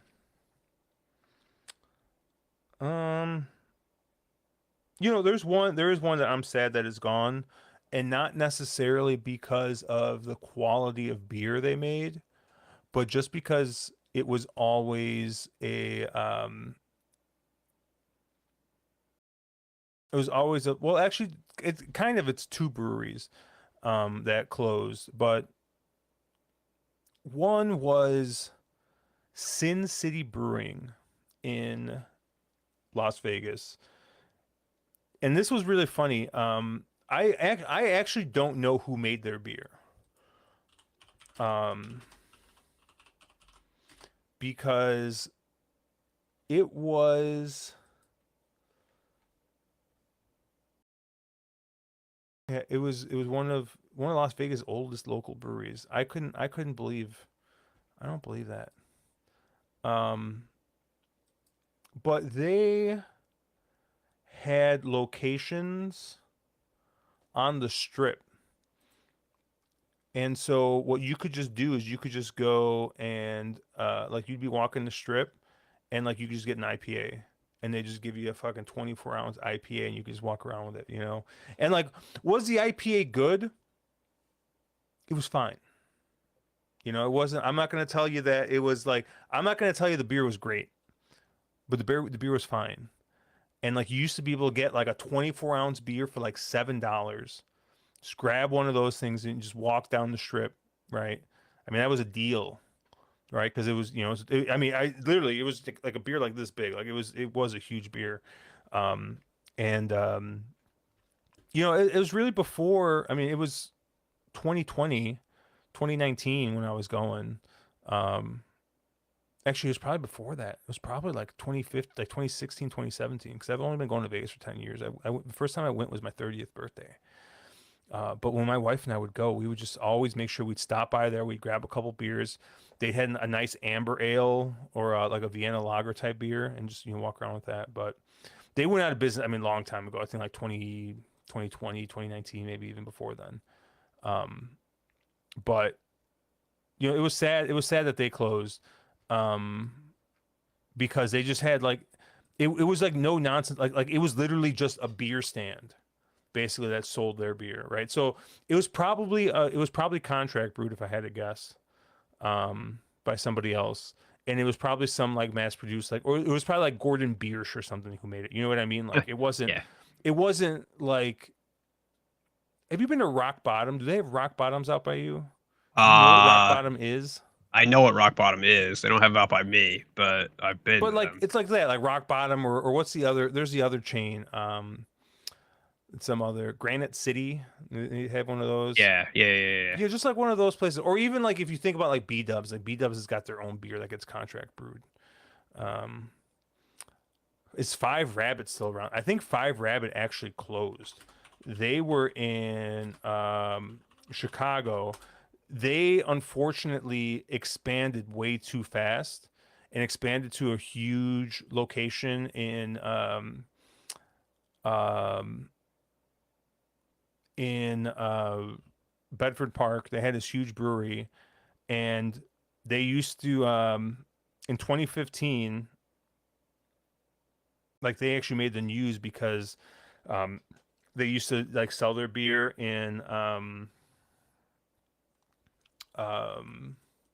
Trump Tower and that was all during all the Trump, like we're not sending you. And it was a Mexican based, like it was like I think it was owned by immigrants, and so they were very much like fuck I think they made a beer called Fuck Your Hair or something like that. Um, but yeah, I don't think they're around anymore. They closed and they haven't opened back up. Um, Actually, I wonder the last time when they when they closed. Yeah, I have no idea when they closed. But anyways, also on top of Sin City, they're actually downtown Las Vegas on the Fremont Street Experience. There was a brewery called Banger Brewing. Same thing. Beer was fine, but it was just nice to sit down, have a craft brew at a place, and the brewery was actually there, right? It was a small place, but like, hey, I'm having beer that was brewed here, like, and it was just cool because like, you know, it's always been tough with craft beer, right? Like, I mean, now like you could get um like Lagunitas IPA or Goose Island or whatever, right? Like when you can get that comped, right? Like sitting at the playing playing in slots, right? You can get a Goose Island IPA basically everywhere, right? Because eight Anheuser-Busch owns them, right? But I don't know, like 10 years ago, dude, like it was still hard to get a craft brew anywhere, So they definitely stepped their game up a little bit with that, but yeah, Red Sea at 7-5, man. I just can't. It's I, tough, right? Like I'm gonna yeah, this is I'm gonna take. I don't know. There's nothing else in this race. I this might even be the right price to take Mickley at, but you should never bet Mickley. So I'm gonna take a shot with the 5 Harold win here, and then I'm gonna do a little. I am gonna bet Mickley. I'm gonna do a 1-3-5 Quinella box here, and we're gonna try and get around. you're gonna bet both Mickley and Wonder Star in a Yeah, Quinella. I'm just gonna note that. That I'm only one beer in too. yeah, good luck to you. Look, if those roses win, I lose. I'm fine with that. That's Are I you fine with that? well see like I feel like you know how like you can set up like a stable, right? Like you Mm-hmm. can say, okay, I want to know when this horse is running back and like what they're doing, etc. Like I haven't had a good horse that has been in my stable since like Archangelo, right? Like that was the last horse I actually identified that could run well. Um, but I do have a no fly list that works very well of horses that like you should never bet. Those are very effective. And like I said, both these horses are on that list. So until these horses win, they can come off the no fly list. But they haven't. So I cannot bet them in any way, shape, or form until they win. So Hmm. I hope for my sake they win. But Yeah, until that happens, it no sounds way. like 5 Rabbit closed in 2022, and they've been quote unquote talking about um, opening up since then. But yeah, they were good stuff. But what's funny is there was another brewery that oh, what's his name? Rick Bayless. He's a famous Mexican. Well, he's not Mexican, but he's famous for his Mexican food. But he's a Chicago guy. Um, he's been on like Top Chef Masters. He won Top Chef Masters actually. Hopefully At that's the not a PBS spoiler for show, right? anybody. I forgot what the name of it is, Yeah, but and yeah, Mexico one plate at a time. Yeah, yeah, yeah, that's yeah, him. yeah. Yeah, yeah. Yeah, fantastic. So Look at this range, baby. yeah, dude. So dude, his food is actually really fucking good. Like I've eaten at all at 3 of his restaurants in Chicago, including the fine dining restaurant. We went for New Year's once, and it was probably the best meal of my life. But we went and we would go to like Frontera Grill, which is his like not casual, but like um just like his like normal restaurant, right? Like you're paying like $20 an entree kind of place, or 20 $25 now probably. But it's I had like, some quesadillas there, but not like just uh flour tortilla and fold it over, right? Like it's actually like made with masa. Like it's basically the way my mom makes quesadillas, right? And like I literally took one bite and I'm like, oh, this tastes like my mom's cooking. So it's uh, very good. But he opened up a brewery called Cruz Blanca, and he just sold his like he had like it was basically his idea is like I want to make beer and I want to sell tacos, and that's it. So you go there, they make tacos, and they have a brewery and they make beer.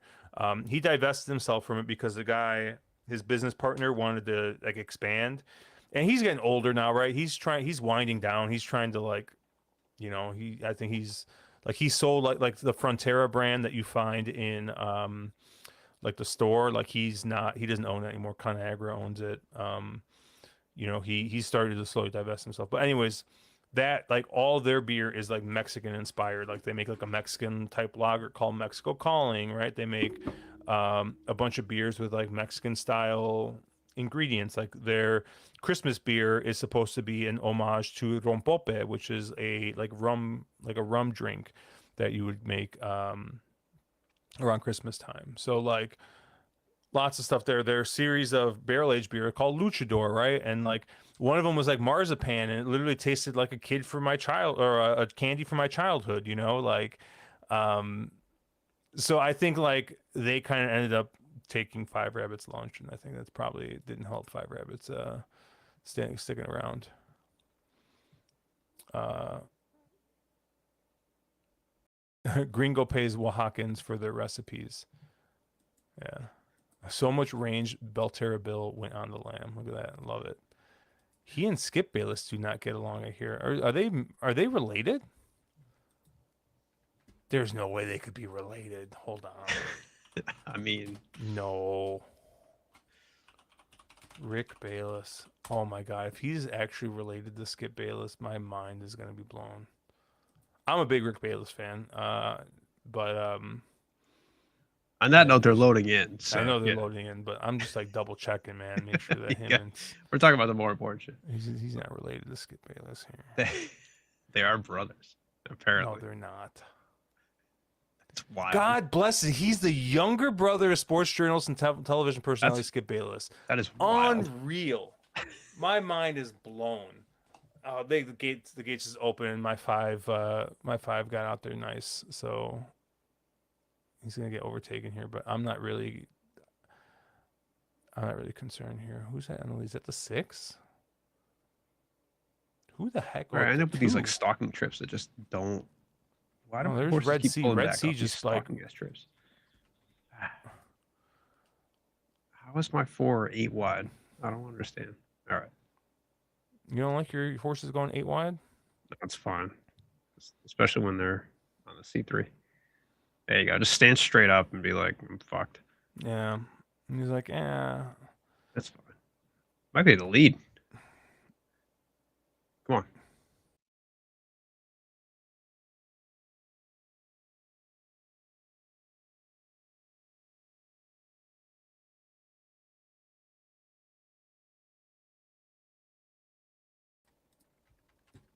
What just happened? Oh my God! Here comes Mickley. He's short again. He can't win. He is short. Just can't God fucking blessed. win. He can't fucking win. Were you on that 6? Chill, buddy. Did anyone have No. that 6? No, What the I didn't heck have a is 6 going on anymore. with this? What the hell? I knew that 2 sucked, but God. Look at Mickley beat that 2. Where the heck was my 5? What the heck was that? Up and he faded out the back. Same with that 4. That 4 fucking 6, 1, 2, 8. My goodness, dude, this is gonna be a long night. Oh my God, legit brothers. I know, man, that's crazy. How do I get to that 6? I don't even know. Chill, I guess buddy? that 2 back race looked good, but he's always been on the lead. Like I don't get it, right? Like those 1200 races, he's always been on the lead and faded out the back. How does he You know, close? you know what the key was at Zenny got aboard.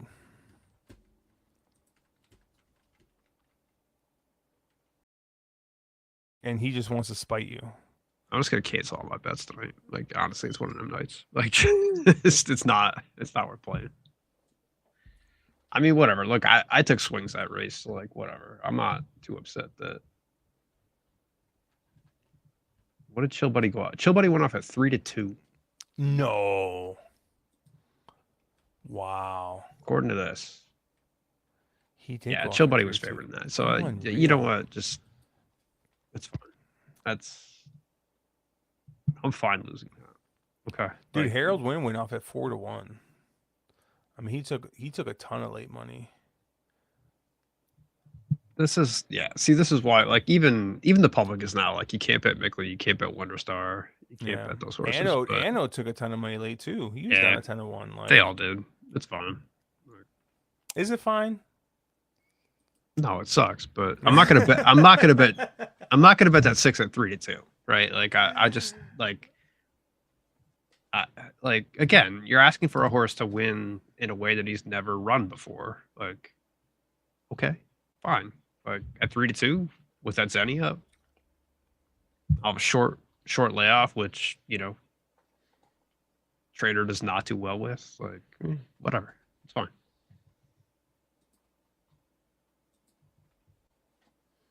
Well, Audacious Pursuit next race is absolutely hammered. He's 3-2 right now.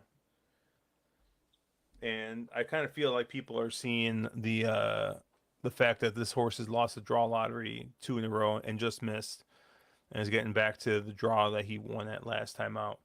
But last time was with Hugh Bowman. Now you're getting Ellis Wong, which I mean Ellis Wong is fine, right? He's hitting at about 9% this year, so I don't know how much. I mean, I do think it's a drop off, but you're also getting the 5 pound allowance. Maybe you get something there, but I don't know. You're trying to get around this one here. I used him a little bit. Look, I've had a note on this horse ever since I like watched that trial before he was first up in October, like saying, "Hey, he's a pretty good horse, right?" Like, just it looked like he kept wanting longer, and so now that he's at 1800, he's getting longer, so he should run well, but not at the price, right? Like, I can't bet him at that, especially given Casper Pounds is like 1 for 47 at Sha Tin on turf, right? Like, he's a Happy Valley trainer, straight up, right? Like, that's all he wants to do is run at Happy Valley. So I don't know. I can't bet Audacious Pursuit. That's I'm not going to use him for anything now that I'm dead in the pick 3. Like, I used him as a B in the pick 3, which is stupid. I shouldn't use heavy favorites as Bs in pick 3s, but if I'm going to swing heavy at the in the first leg, like, you don't want to miss. That's a defensive B alert there. Well, yeah, but I mean, look, like, right, it's structure, right? If you're going to use like 10 and 20 to 1s in the first leg, like, it's stupid to fade the chalk that you like but don't think is the right price in the second leg, right? So okay, like, I used him, but I'm not going to use him here. So I mean, I was two other horses in here, right? I was the 5 Reliable Dad. I think he's just been building up a distance. I like horses that are doing that. He kind of gets closer and closer every race. I don't think we've seen the best of this horse, yet, and I think he's kind of working up to this race. So, again, probably my guilty pleasure in betting lightly raced horses that are working up a distance, but so be it, right? Like, he's got a good jockey, he's got a good draw. I mean, it looks like an improving type, lightly raced. Well, that's it, I mean, right? Yeah. Like, it looks like there's some intent here, and so if you get a price on a horse that I think has intent, right? Like, I keep saying this all the time, but I mean, he is short, right? He's 4-1, so 5.1 on the Hong Kong odds right now. So it's not, that great, but we'll see. And then I like the 13 and ace, and right, like, I mean, look, Zach doesn't have a win yet here, but anytime you can get 10-1 on Zach, I think is probably worth playing, right? Like, there's got to be a reason he's up on here. And if you get Zach on a horse, like something that he's never tried before, why not? Right? Like, this is not a strong field. This is not the best, class 4 race in existence. And frankly, right? Like, again, even he's not drawn all that well, but maybe, right? Like, increasing a distance again, working up to it, Zach gets on. Why not? Right? Like, he's hitting the board at 50%. You got to be able to kind of take a shot on this horse and say, hey, like, if you're getting, even if you're getting, what, 3.4, so 2 to 1 on your place bet for a jockey that hits the place at 50% at 1,800. Send it, right? Like that's value. So there's got to be something Yeah. here. And so I'm 513, right? And I'll play some just probably wouldn't place bets on the 13 and sprinkle the 5. But Yeah. Keith was talking about the 6 was minus 0.21 Kelly move on. He had it projected at basically 5-2, and the horse yeah, I went off way mean, shorter. So I mean, it seemed like an again, like underlaying. that two back race looked great, right? But like I'm always hesitant. Like I've been burned on horses that like run a good race and then back it up with a dud, Mm-hmm. right? Like I fade those horses all the time. And like granted, okay, he ran out the back and was he's wide in those 2 races and all that, but I don't know. Just that's not the price. I whatever. Again, like this is a money making game. Like it's a frustrating game because you're gonna lose, but it's not like win percentage does not matter in this game, right? Like it's you want slugging, not batting average, right? So Yeah, I might take a shot. Well, do you watch a lot of golf YouTube? uh it, what what kind of golf YouTube are we talking? Well, Kinda, but I'm surprised that you're not betting the number 4. oh yeah, Aren't they some like big? Aren't they I big like golf YouTubers? mean that's I know that golf phrase, right? When you play match play, it's just Hmm. Um, give yourself a couple 8-footers and crack a beer, but that's there you yeah. go. Uh, yeah, I'm gonna go with the 4 here. Good, good. I think this is another race that might be a little light on speed. I see Hugh Bowman getting the board. You get the inside draw here. Um, I mean, this is the horse that's been on the lead going 1600, so I think 1800, right? I think this is, especially with the inside draw, it's going to be probably your leader here. I mean, the 7 has kind of has shown some speed, but he's kind of posted out. So even if he kind of does try to get up to the lead, I think the 4 is going to get a better trip here with the inside draw. Um,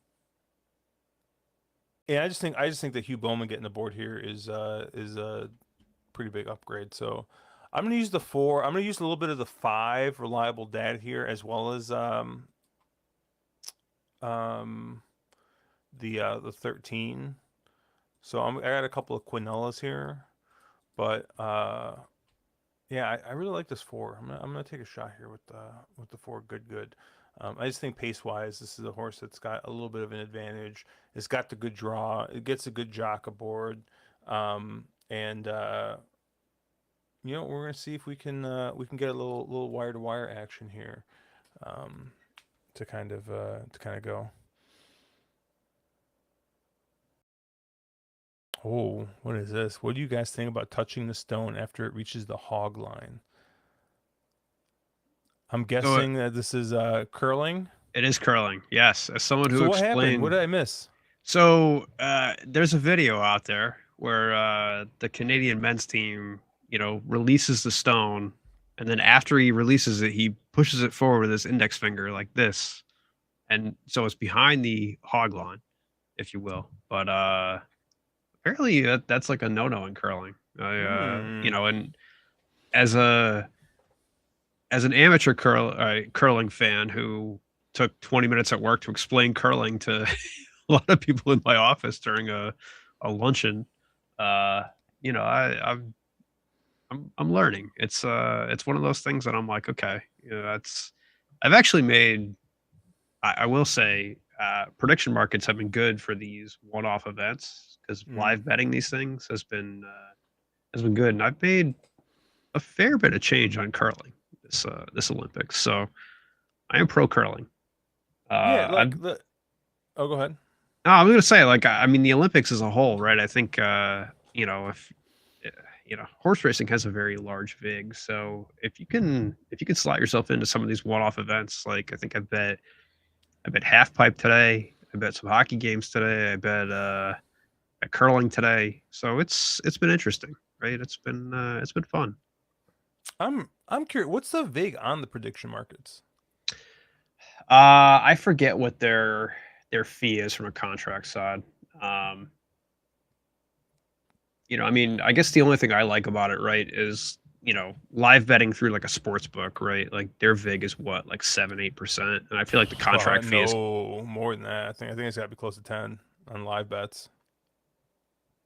depending on the market. I think they probably upped it. Well, for you, you're paying tax on everything because where you are, but Well, so that's the funny thing, right? Is that like it's funny because FanDuel and DraftKings are talking about how much they're hurting.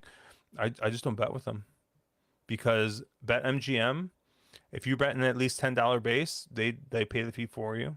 Bet 365, you at least bet $10 base, they pay the fee for you. So it's like, all right, cool. Like I'm just gonna make sure I don't bet less than $10. Like, but FanDuel. So the funny thing is the fee is 25% up to a certain volume that they take. And after that volume, it goes up to 50 cents, right? So it's 25 cents and 50 cents. FanDuel just doesn't give a shit, dude. And they pass the entire fee onto you. So it's 25 cents at like the first like 3-4 months of the year. Then they jack up the fee to 50 cents. Doesn't matter how much you're betting. And it's just like, it's ridiculous. But the thing is that now it sounds like other states are going to follow suit and they're going to try and pass this kind of stuff. It's just, I don't know. It's a mess. Like, um, you know, and that's part of the reason why, like, there's an issue with like Hawthorne, for example, trying to find a casino partner. Um, the structure, so Churchill Downs basically said, hey, we don't like the terms that you have set for us to open up a casino at Churchill Downs. Instead, we're going to buy a casino and be able to make the revenue that way and not have to attach it to the horse track because basically so much money has to go to the track, right? Now Hawthorne being a small business, they're like, or a small family owned track, they're like, yeah, sure, like we don't care. Like we want our track to have all this, like get all this revenue and have all this money for purses and things like that. The problem is that right now that Illinois was still handing out licenses as soon as recently as like 2 years ago, and it's like why basically go and have this additional tax that you have to give to the horse tracks when you can just open up a casino without that tax. And yeah. so now they've been having trouble, I think, finding a partner because of that. And you've seen enough through the news and stuff. We don't have to get into it. Like all the people at Hawthorne are great people. Everybody I've dealt with there, it's a shame what's going on with that, and I'm hoping that they're able to figure it out because Chicago definitely needs a racetrack. But um, anyways, all this to say is that yeah, with that fee and that this is bullshit. Like the fact that like yeah, if FanDuel doesn't want to pay the fee, that's fine. I just don't bet through FanDuel. Right, like I just bet everything through bet 365, and like maybe I honestly like I thought I'd be taking a huge haircut on odds and some things, but in a lot of markets, bet 365 has got the best price anyways. So I feel like I haven't really lost out. Um, and then like I think like I mean at a certain point, right, that 25 cents probably is negligible if you're betting 50 Yeah, hundred but I mean that's if dollars right a you're unit, right, yeah. like whatever. But like when you're betting $10, it's like, dude, like really, it's just I don't know, it's stupid. Um, but yeah, prediction markets like it's funny like seeing all that play out. I mean, they're gonna get they're getting shut down at some point. I Yeah. mean, they're States they're states need their hand in the pot, right? So yeah they are yeah they're flying too close to the sun right now, so they're gonna get you know it's gonna be like DFS.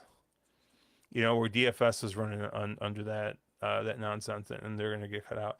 But like, hey, they're doing. You want to know why they're doing such big volume? Two words: California, Texas. yeah. That's why they're doing such big volume. California and Texas, because the thing is that yeah, hey, if I want to bet, if I want to get money down on on any game, I could just go to, I could just go to Bet365 or BetMGM or any of the legal sports, Circus You got Sportsbook, any of the options, legal. right? Yeah, Yeah. I got tons of places. I can shop for a price.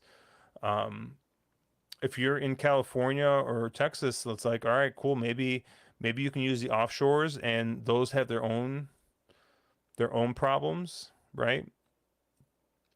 But Kalshi and I don't know, Polymarket I think is still not in the U.S., but Kalshi for sure. Like, I mean, fuck, you just open up your app and you're on there. Honestly, it's just an exchange at that point, kind of. You know what I mean? Like, it's just a pari-mutuel wagering for lack of a better term on sporting events. And I think it can work, right, for those one-offs. Now, granted, right, they have the added benefit of like, hey, being able to cash out or whatever. And like, yeah, maybe I wish I would have cashed out my KT Rollster, world's bet I had and Kalshi, when I took it at, you know, 6 cents or whatever, and it went up to like 30 cents. And yeah, I probably should have sold it, but I was in it for the long run, right? I wanted to get my Let it ride, 15 to man. 1. Let it ride. Um, but if anybody understood like half of the words I said there, like, I was you looking at my T1 bet today, so don't worry about that. It's fine. um, but yeah, I just think like I think with sports it's not an issue. I mean, it is an issue, but like I think it's the biggest issue, but that's no. you So know, like here's the thing though with sports, right? Like people like when I was listening to a podcast. It's called "You Can Bet on That." One of my favorite podcasts. If you guys, I've actually had the guys from "You Can Bet on That" talk to them. They're local to San Diego, and I had them on a podcast a year and a half, 2 years ago, and I just talked to them about sports betting because they have a very very big betting podcast. Like if you follow any kind of Vegas or betting stuff, like people talk about this podcast all the time. Um, I had them, and then I had the guy from the Better Life on as well, and because I was like trying to figure out like these big betting podcasts, right? Um, why don't they ever talk about um, why don't they ever talk about stuff like sport, like not sports, but why don't they ever talk about horse racing, right? This is like, I mean, like such a huge, uh, it's a huge thing like to talk about. I mean, it's one of the best gambling games in my opinion, and they really never talk about it, right? They always talk about, they talk about sports. A lot of them actually love talking about craps. Um, but so I had these guys who have these bigger podcasts on, like, hey, like why don't you guys talk about horse racing? And they're both of them, no joke, both of them like we love horse racing. We love horse racing. Uh, the guys from You Can Bet on That. They lived in San Diego. One of them still lives in San Diego. The other one actually moved to Minnesota. Dr. Mike moved to Minnesota. But um, they love it. They're like, we used to go to Del Mar all the time. I mean, like we love it, but just nobody else talks about it. Mark Duvall, he would talk. I mean, they had great stories, Mark and Dr. Mike, about um, uh, talking about going to Del Mar and just all kind of stuff. Right? People love it. And then same thing, Tim Lawson over at the Better Life, dude. He said during COVID, like and like that period, like if he just needed to get out of the house, he would drive. Charlestown was local to him. I mean, like an hour and a half or something like that. He would drive to Charlestown. He'd go to the casino. He'd play a little bit, and then he'd just go watch the horses. And he'd just sit there and just watch the horses. he'd bring like 30, 40. He'd bet like $5, $10 a race. He wasn't betting a ton, and he would just sit there, and he's like, yeah, dude. He's like, you could bring $100 to the track, bet $10 a race, and have a great time, and maybe you'd leave a little bit of money, and yeah, and it's funny because right, Charlestown actually has got the lowest blended takeout of any track, but yeah, the blended takeout that keep on going up is probably one of the things. But like, it's funny because they love it. But then like you think about it, right? Craps, um, they have this bet called the all tall small, which is basically how I wonder what's the best way to put it. It's almost like a that's not a jackpot bet, but like the bets literally pay, I think it's like 30 to 1, 30 to 1, and like 100 to 1 or something like that. Right. They are, I'm trying to find the odds, but they're like basically long shots, right? All tall. Okay, that didn't come up. But they're basically like you got to roll like all the numbers from 2 to 6 to get the small, all the numbers from 8 to 12 to get the tall, and if you run all the numbers from 2 to 12 except the 7, you get the all, right? It's a fire bet, but harder. Yeah. Basically, yeah, it's like the fire bet, right? But here's the thing, is like the blended takeout is like 18%. The takeout on that bet is like 18%. I'm pretty sure. I'm trying to find the yeah, it's 18% is the take on the entire bet. Or close to 20%. And that's considered a really, really bad bet. And that is literally the blended takeout for horse racing. Yeah. What's considered one of the worst bets you can make at the casino is the same takeout that you get at. By the way, I hit the all two rollers in a row, and then Caleb showed up and I lost all my money. So shout out to Caleb there. I remember that Vegas trip when you were up a ton, and then all of a sudden, like 8 hours later, you were just Dude, like, "I'm down." I'm like, "What the hell happened?" Look, I'm betting. I'm playing $10 or $15 craps. I had purple chips in my hands, and Caleb shows up. I give him. I act as his ATM, and it's just all fucking downhill from there. Craps will make you My go insane. goodness. This also came up. If I don't know if you listen to the Risk Takers podcast, but I think Dennis Montoro sent in a question of like, "Hey, why don't you guys ever talk about horse racing?" And they kind of said the same thing. They were like, "Well, A, the takeout's really high," and they go, "B, like from a modeling perspective, right? Like people have been at this for decades, right?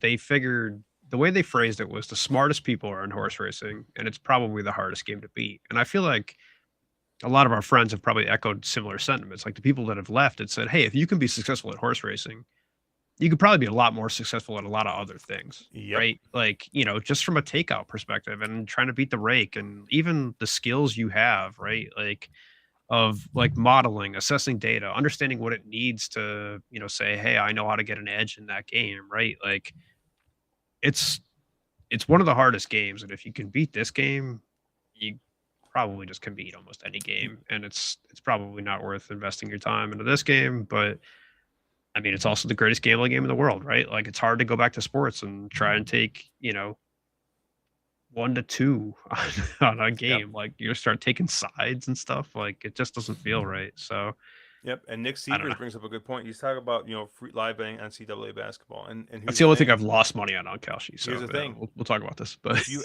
ask anybody what the easiest thing to beat at any book is, it's college basketball. College basketball is if you basically, they say if you can't beat college basketball, and it might be totals in specific. I'm not really sure. Like I've been meaning to finish reading through.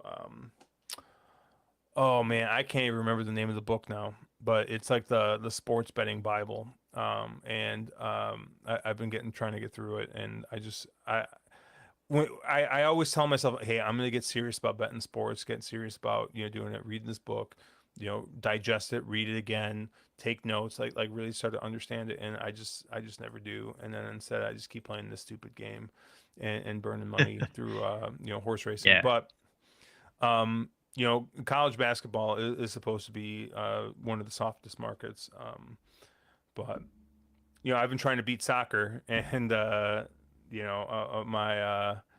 my soccer knowledge is not, I don't think at the point where it needs to be. So That and well, hockey are just they're hard games, right? I mean, they're very it's damn chance Austin events, right? They're low Matthews needed scoring, another right? So I goal. mean, you just bounces play more, right? Like goals are worth more, right? And so it's hard.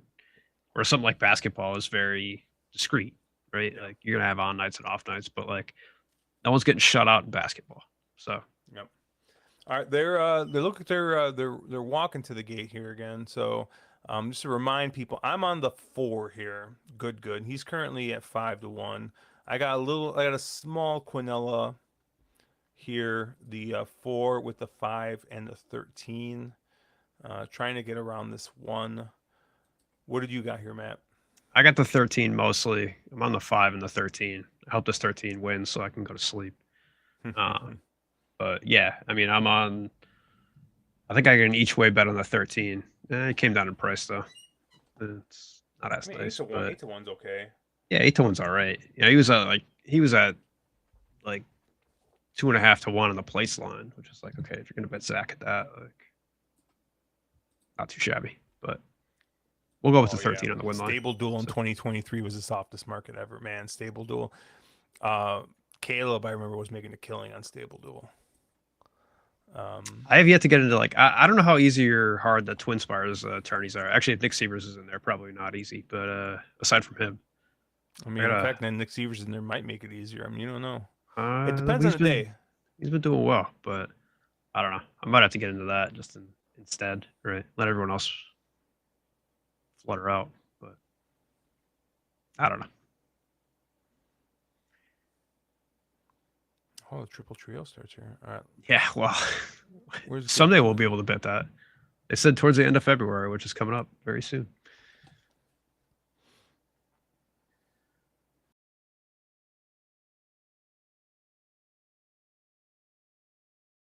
Okay. It looks like Why he is got the Zach just lead hanging pretty out 3 wide easily. here? Who is that 4 wide? Like, what are you doing there? The I don't 9. know. Who the heck? Who's on the That's 9? who is on that 9. Lyle Hughes. Lyle, what are you doing, my friend? Yeah, that makes sense. What are you doing, dude? Zach's gonna need to either get over or do something here. Yeah, he's too wide. He's okay. That's fast though. I don't know, but it looked like the 4 got it pretty easy. I mean, he was just kind of chilling. I 20, didn't think he was really asking. I mean, yeah, 22 and 22 is fast. I don't know. yeah. Granted, it's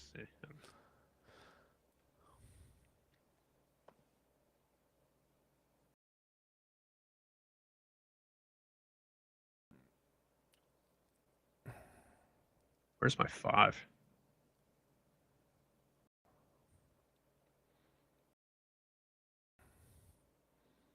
I think I'm cooked again.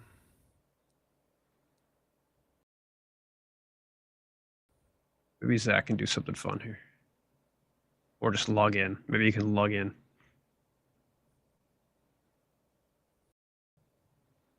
He's dead.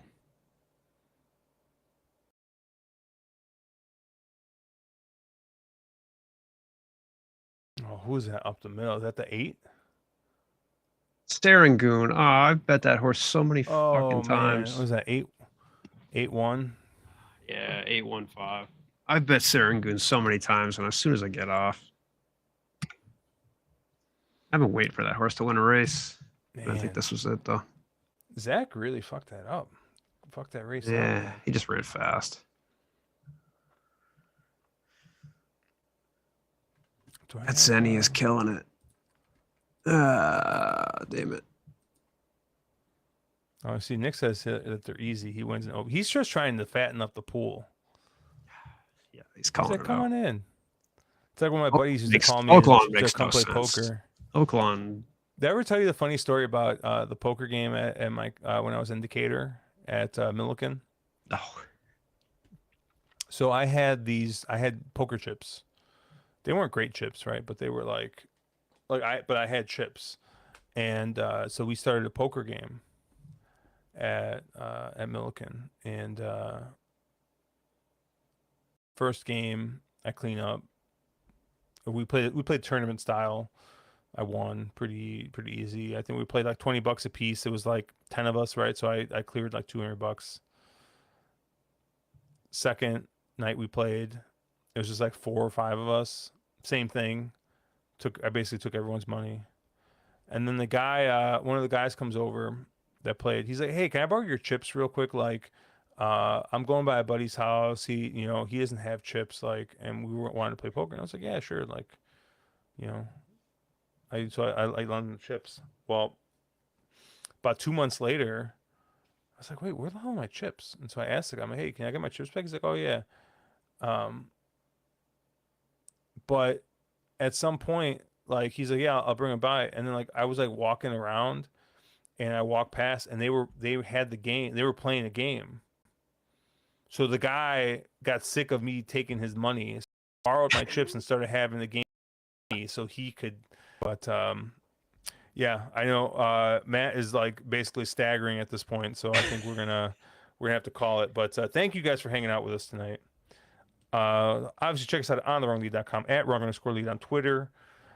We had our live stream on Thursday to talk about some fairgrounds and a little bit of Saudi Cup. So check that out. Obviously, if you're still here, and then we'll be back next week. We'll be back at it, and hopefully Matt will tweak his numbers and hey, we're gonna turn this around at some point, maybe.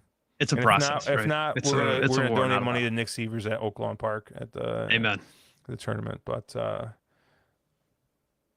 that's the wrong button. Oh, that's the wrong button too. Oh, we got Chippy. yeah, all I was right. like, what the heck? I hit the wrong button. Yeah, check us out at ontherwronglead.com, at wrong_lead on Twitter. Have a good weekend, guys.